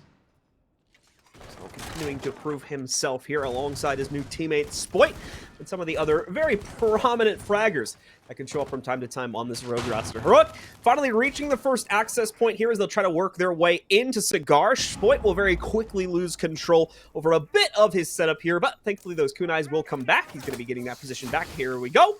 Just in time. There is a drone that's going to be able to see all this to his left. He has not necessarily seen that or has not felt the need to shoot it yet for some reason. Just a tunnel vision here. But regardless, that is going to feed a drip of intel over towards the members of Heroic as they try to isolate him out. And there we go. That might still be the drone in the tree forcing that to happen here as they're going to have that great intel about where he's playing from. And as such, we'll be able to drop him just under 50. You can see how important these Rotero drones are starting to be with what we're going to be seeing in the future of Siege. Spoit able to set up even more angles now with the Kiba barriers. The deployable shield will go away, but has the potential to get another knife here soon, I do believe. In fact, actually, I think he just ran. I think it was his last knife there, but we'll have to see. There's still plenty of round still to go. We'll impact out the X-Kairos here to continue to play Bathroom. Ben just starting to get lit up now as well. Obviously, Heroic already having a pick, but this timer starting to dwindle and could become a problem pretty soon. Well, for now, Rogue are holding the line, but seeing this is the third floor play, they must continue to do so. Sloth, though, will be able to finally isolate out Leon's position with a well-placed frag grenade, burning out the utility mitigation. And oh no, this is looking bad for Rogue. Very quickly running out of room to play, as Deepak is also isolated out from the white stairs position. But no, we'll find Kanto on his attempt to transition back over towards Cocktail, and it's the same for Spoit. It seems he truly has nowhere to run.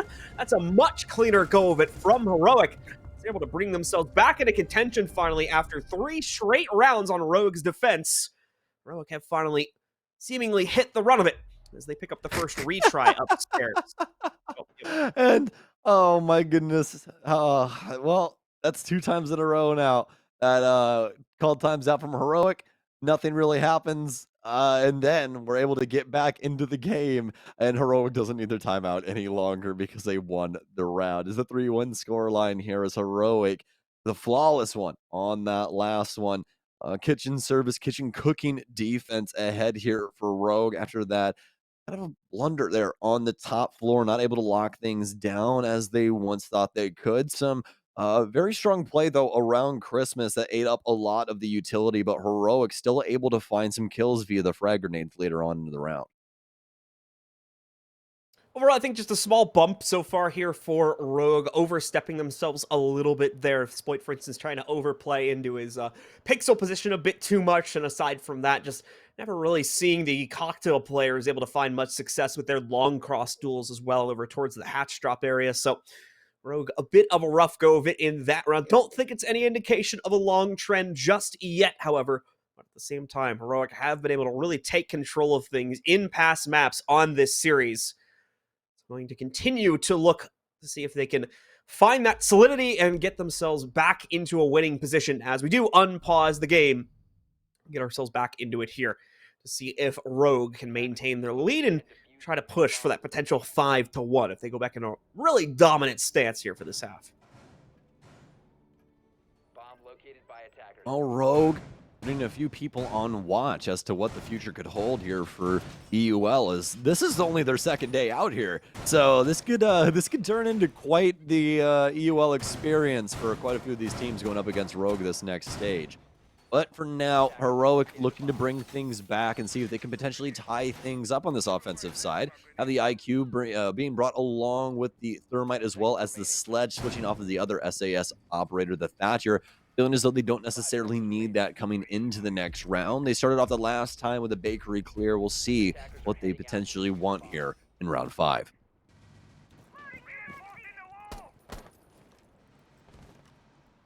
Rogue and the rest of players in the server here get themselves ready for the next engagement.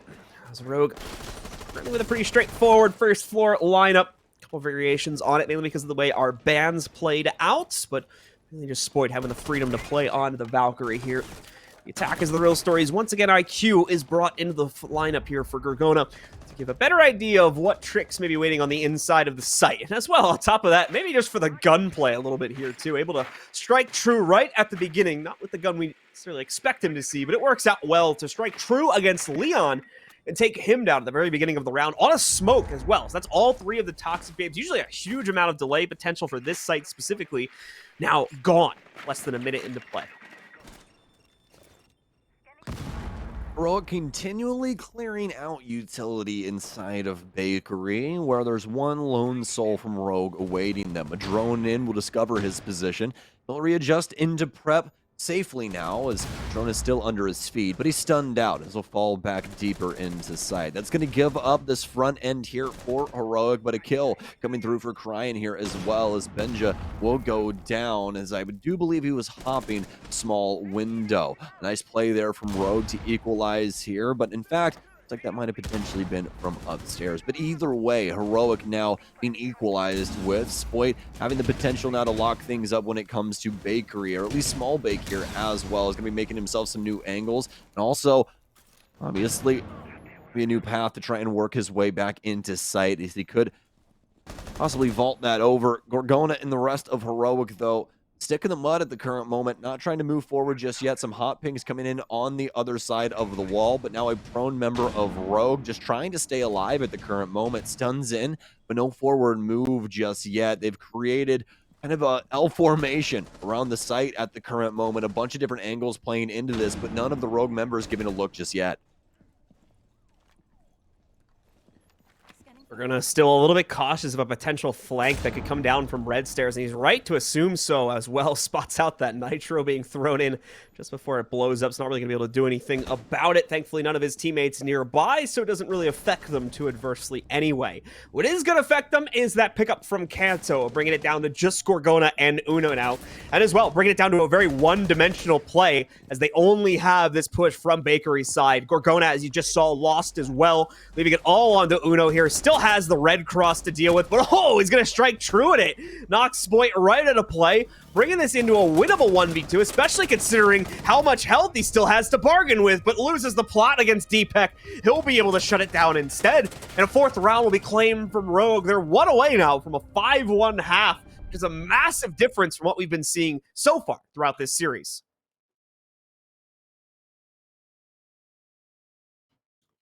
Rogue locking things up when it comes to the kitchen defense and playing pretty well into a lot of these angles, taking their time, not giving Heroic a single inch when it comes to that man advantage, as they are constantly peering in and throwing utility into sight, as well as just trying to dislodge any member and force them to either rotate out or just make a bad move overall. But they stay steadfast and they stay hungry for these kills upon the initial entry, working out for them in a myriad of different ways, and now guaranteeing themselves an advantage going into the second half here, but also have the potential to push this onto a 5-1 scoreline that would surely give Heroic the worst of looks coming into the defense. 10 seconds to go. Rogue will certainly be feeling confident about themselves, but they do need to be cautious of that confidence. Heroic thrives on kind of out-and-about players that don't have appropriate support set up for them, as well as their ability to kind of isolate those players and make sure the kills they find are done so in clean fashion. But Rogue hasn't been falling prey to that too often so far in this map. They seemingly have learned their lesson over the course of the 2 maps at play, and that's kind of the theme that we've been pushing here with Rogue, is how they've been slowly adapting to things since the roster only just got formed yesterday, obviously with Spoit joining into it, so still working out the kinks with regards to how they need to distribute everything role-wise, and it seems like today it's flowing much better than the game versus Victus yesterday, where they were struggling to a pretty big extent. Sloth is nearly going to find himself caught here too at the very beginning of the round. Thankfully, on the Finka can reboost that HP quite quickly as well. Of the lack of success we got from the Rogue member there that tried to actually take the challenge over by Cigar.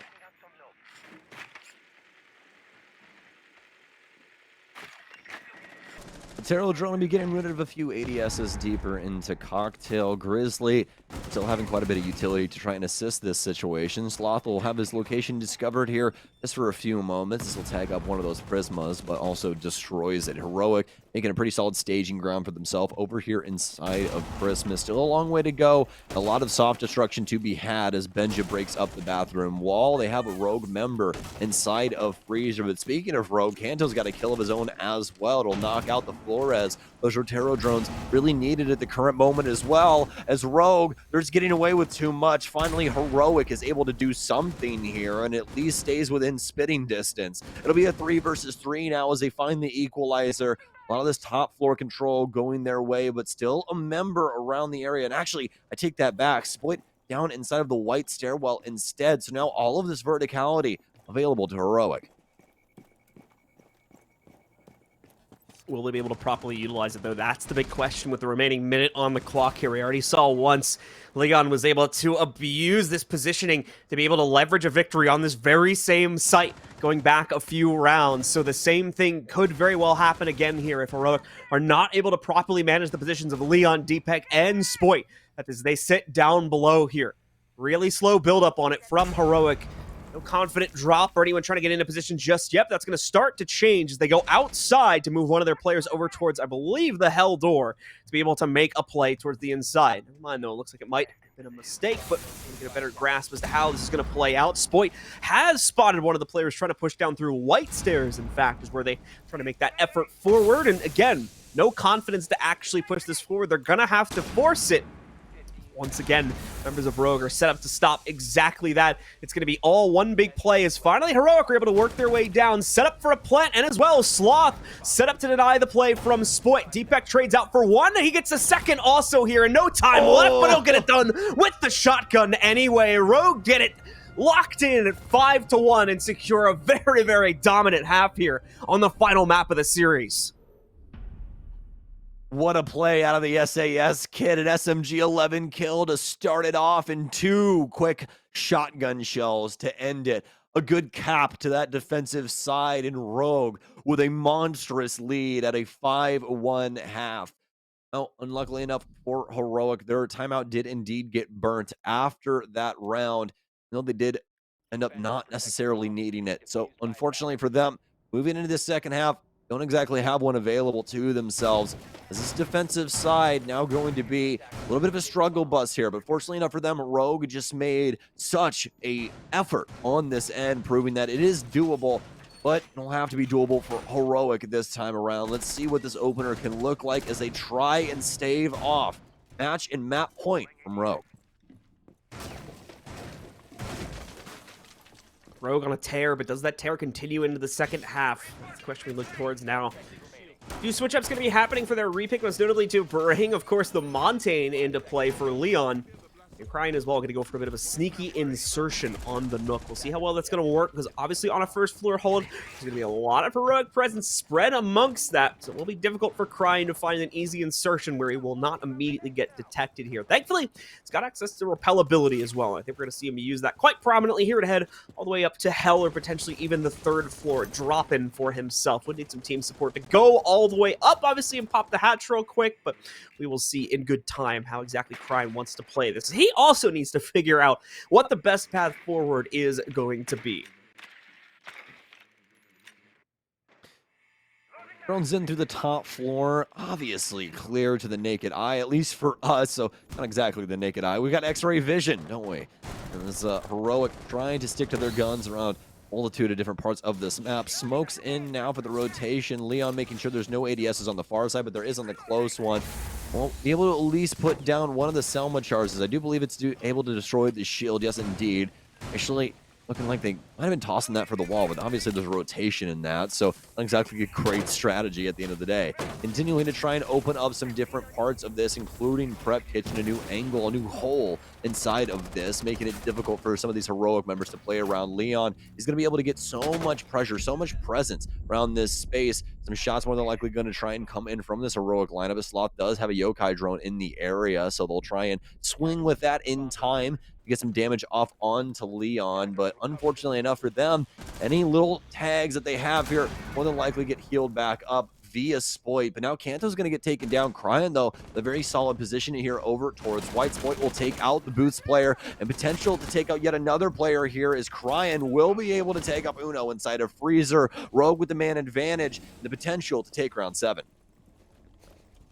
So Rogue, some initial struggles getting their feet on the ground inside of the building, but now have been able to land it.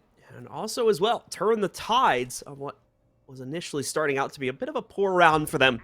Able to make it a bit better here now, especially with Deepek's most recent pickup, freeing Leon of a potential threat against his own life as well, leaving just Gorgona as well as Grizzly in the fight. Gorgona knows he needs to get aggressive to change things up, so goes for the head of Leon and snatches it right away from him. Grizzly as well needs to get himself into this fight, as we can see Gorgona potentially getting refragged quite quickly after finding that kill against Leon's. Keeps himself alive, though, and is able to fall back into the depths of the kitchen. Now with a trade angle against Grizzly also, but Gorgona eventually isolated out. Grizzly able to trade that, though, and bring the numbers down to a winnable 1v2. Would be a 1v3 clutch if he's able to win it. There's the plant.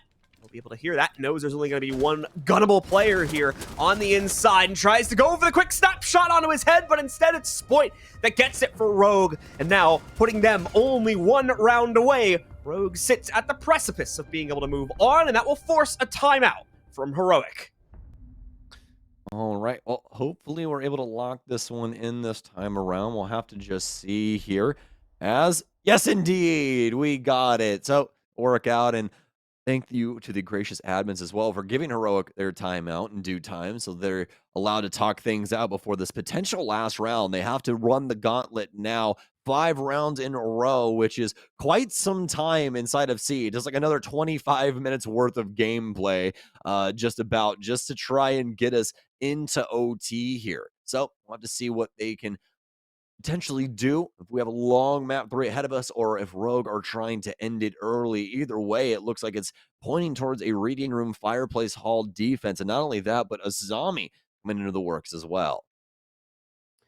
Heroic gonna see if they can work with a zombie here, as we've seen the amount of strength that she can add, especially to an upstairs extended hold. If you're gonna want to try and play it by pixel, that's not necessarily what we will end up getting from Sloth and the rest of Heroic here, but it's certainly the way we've seen her use the most on this map, especially by Spoit just in the previous half there when we had Heroic on defense. That was the go-to position, because obviously those barricades make it so you can give yourself a lot more real estate to peek out from without having to worry about getting refragged from like a window or something like that sitting next to you.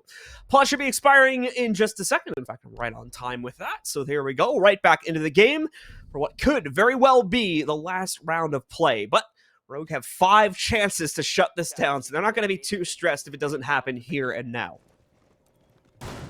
Yes, indeed, but sticking to what they know, sticking to their guns from the playstyles that we've seen today, some of these callbacks, all the way back to Bank, like Cryan continually bringing this Nook, which, I mean, he's found so much, value out of this inside of these last handful of rounds, and, I mean, inside of this series overall. So why switch things up now, especially when this offense has looked so good so far? Deepek, in fact, talking about switching things up, will indeed be switching things over to the Yana instead. He's been quite flexible when it comes to his operator picks, and he damn well should be. He's been playing the game for a very, very long time, so this Yana working his way in now. Hopefully we'll be able to land some of these nades. You can see a whole plethora of them being brought by Rogue. They've brought practically the whole cornucopia at this point. 8 frag grenades along with 3 stuns for this potential last round here on Kafe.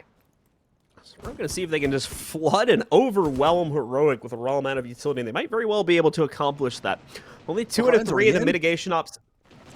Oh yeah, working himself forward. Cryan Gonna be trying to position himself by the bottom of White Stairs too, and yeah, Gorgona just has no idea that Kryan took advantage of this position so early on. The good news is, again, quick trade does show up. However, Uno doesn't look like he was able to necessarily get himself back to a safe position that quickly. He has gone down. Unsure where exactly that ended up happening, so I'm not sure if they're going to be able to revive him. Yeah, it looks like it went down on the 3rd floor.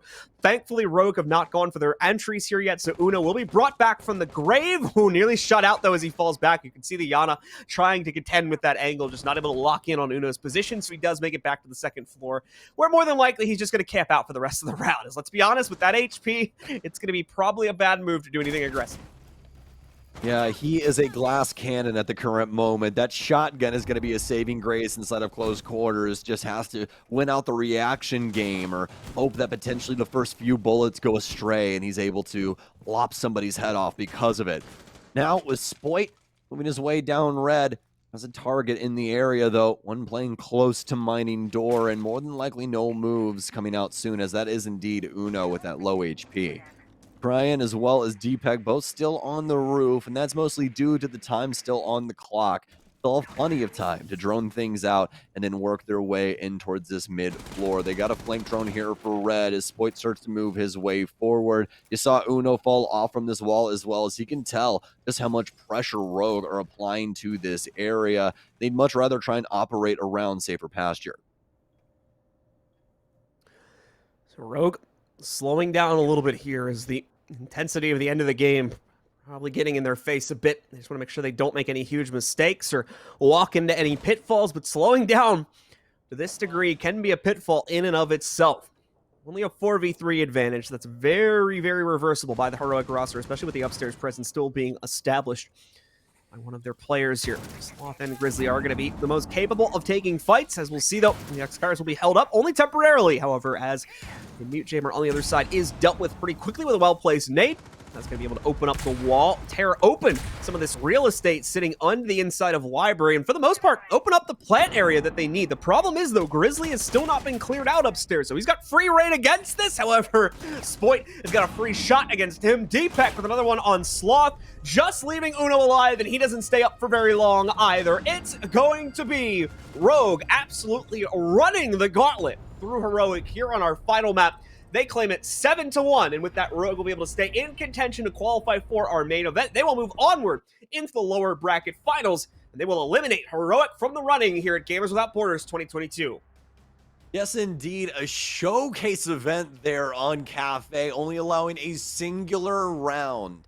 And, I mean, a lot of time for, Heroic to talk inside of that game as well and try and adjust strategies, but it was just too hard fought from Rogue. Time and time again, able to claim bodies inside of the early round and be able to find a lot of these key operators that were really detrimental when picked off for a lot of these different setups, not only on the defensive side, but also the offensive side. Rogue, once again, just really showing what they're capable of in some of these moments here, especially on Kafe. Also, their grit there on Oregon to lock things down inside of overtime. I mean, it was just a solid best of 3 from them overall, and really a great showing for what they could potentially be doing soon enough inside of stage 2. But enough said about that best of 3, folks. We're going to send you to a little break, and we'll be back here in a little while with our second best of 3 of the day.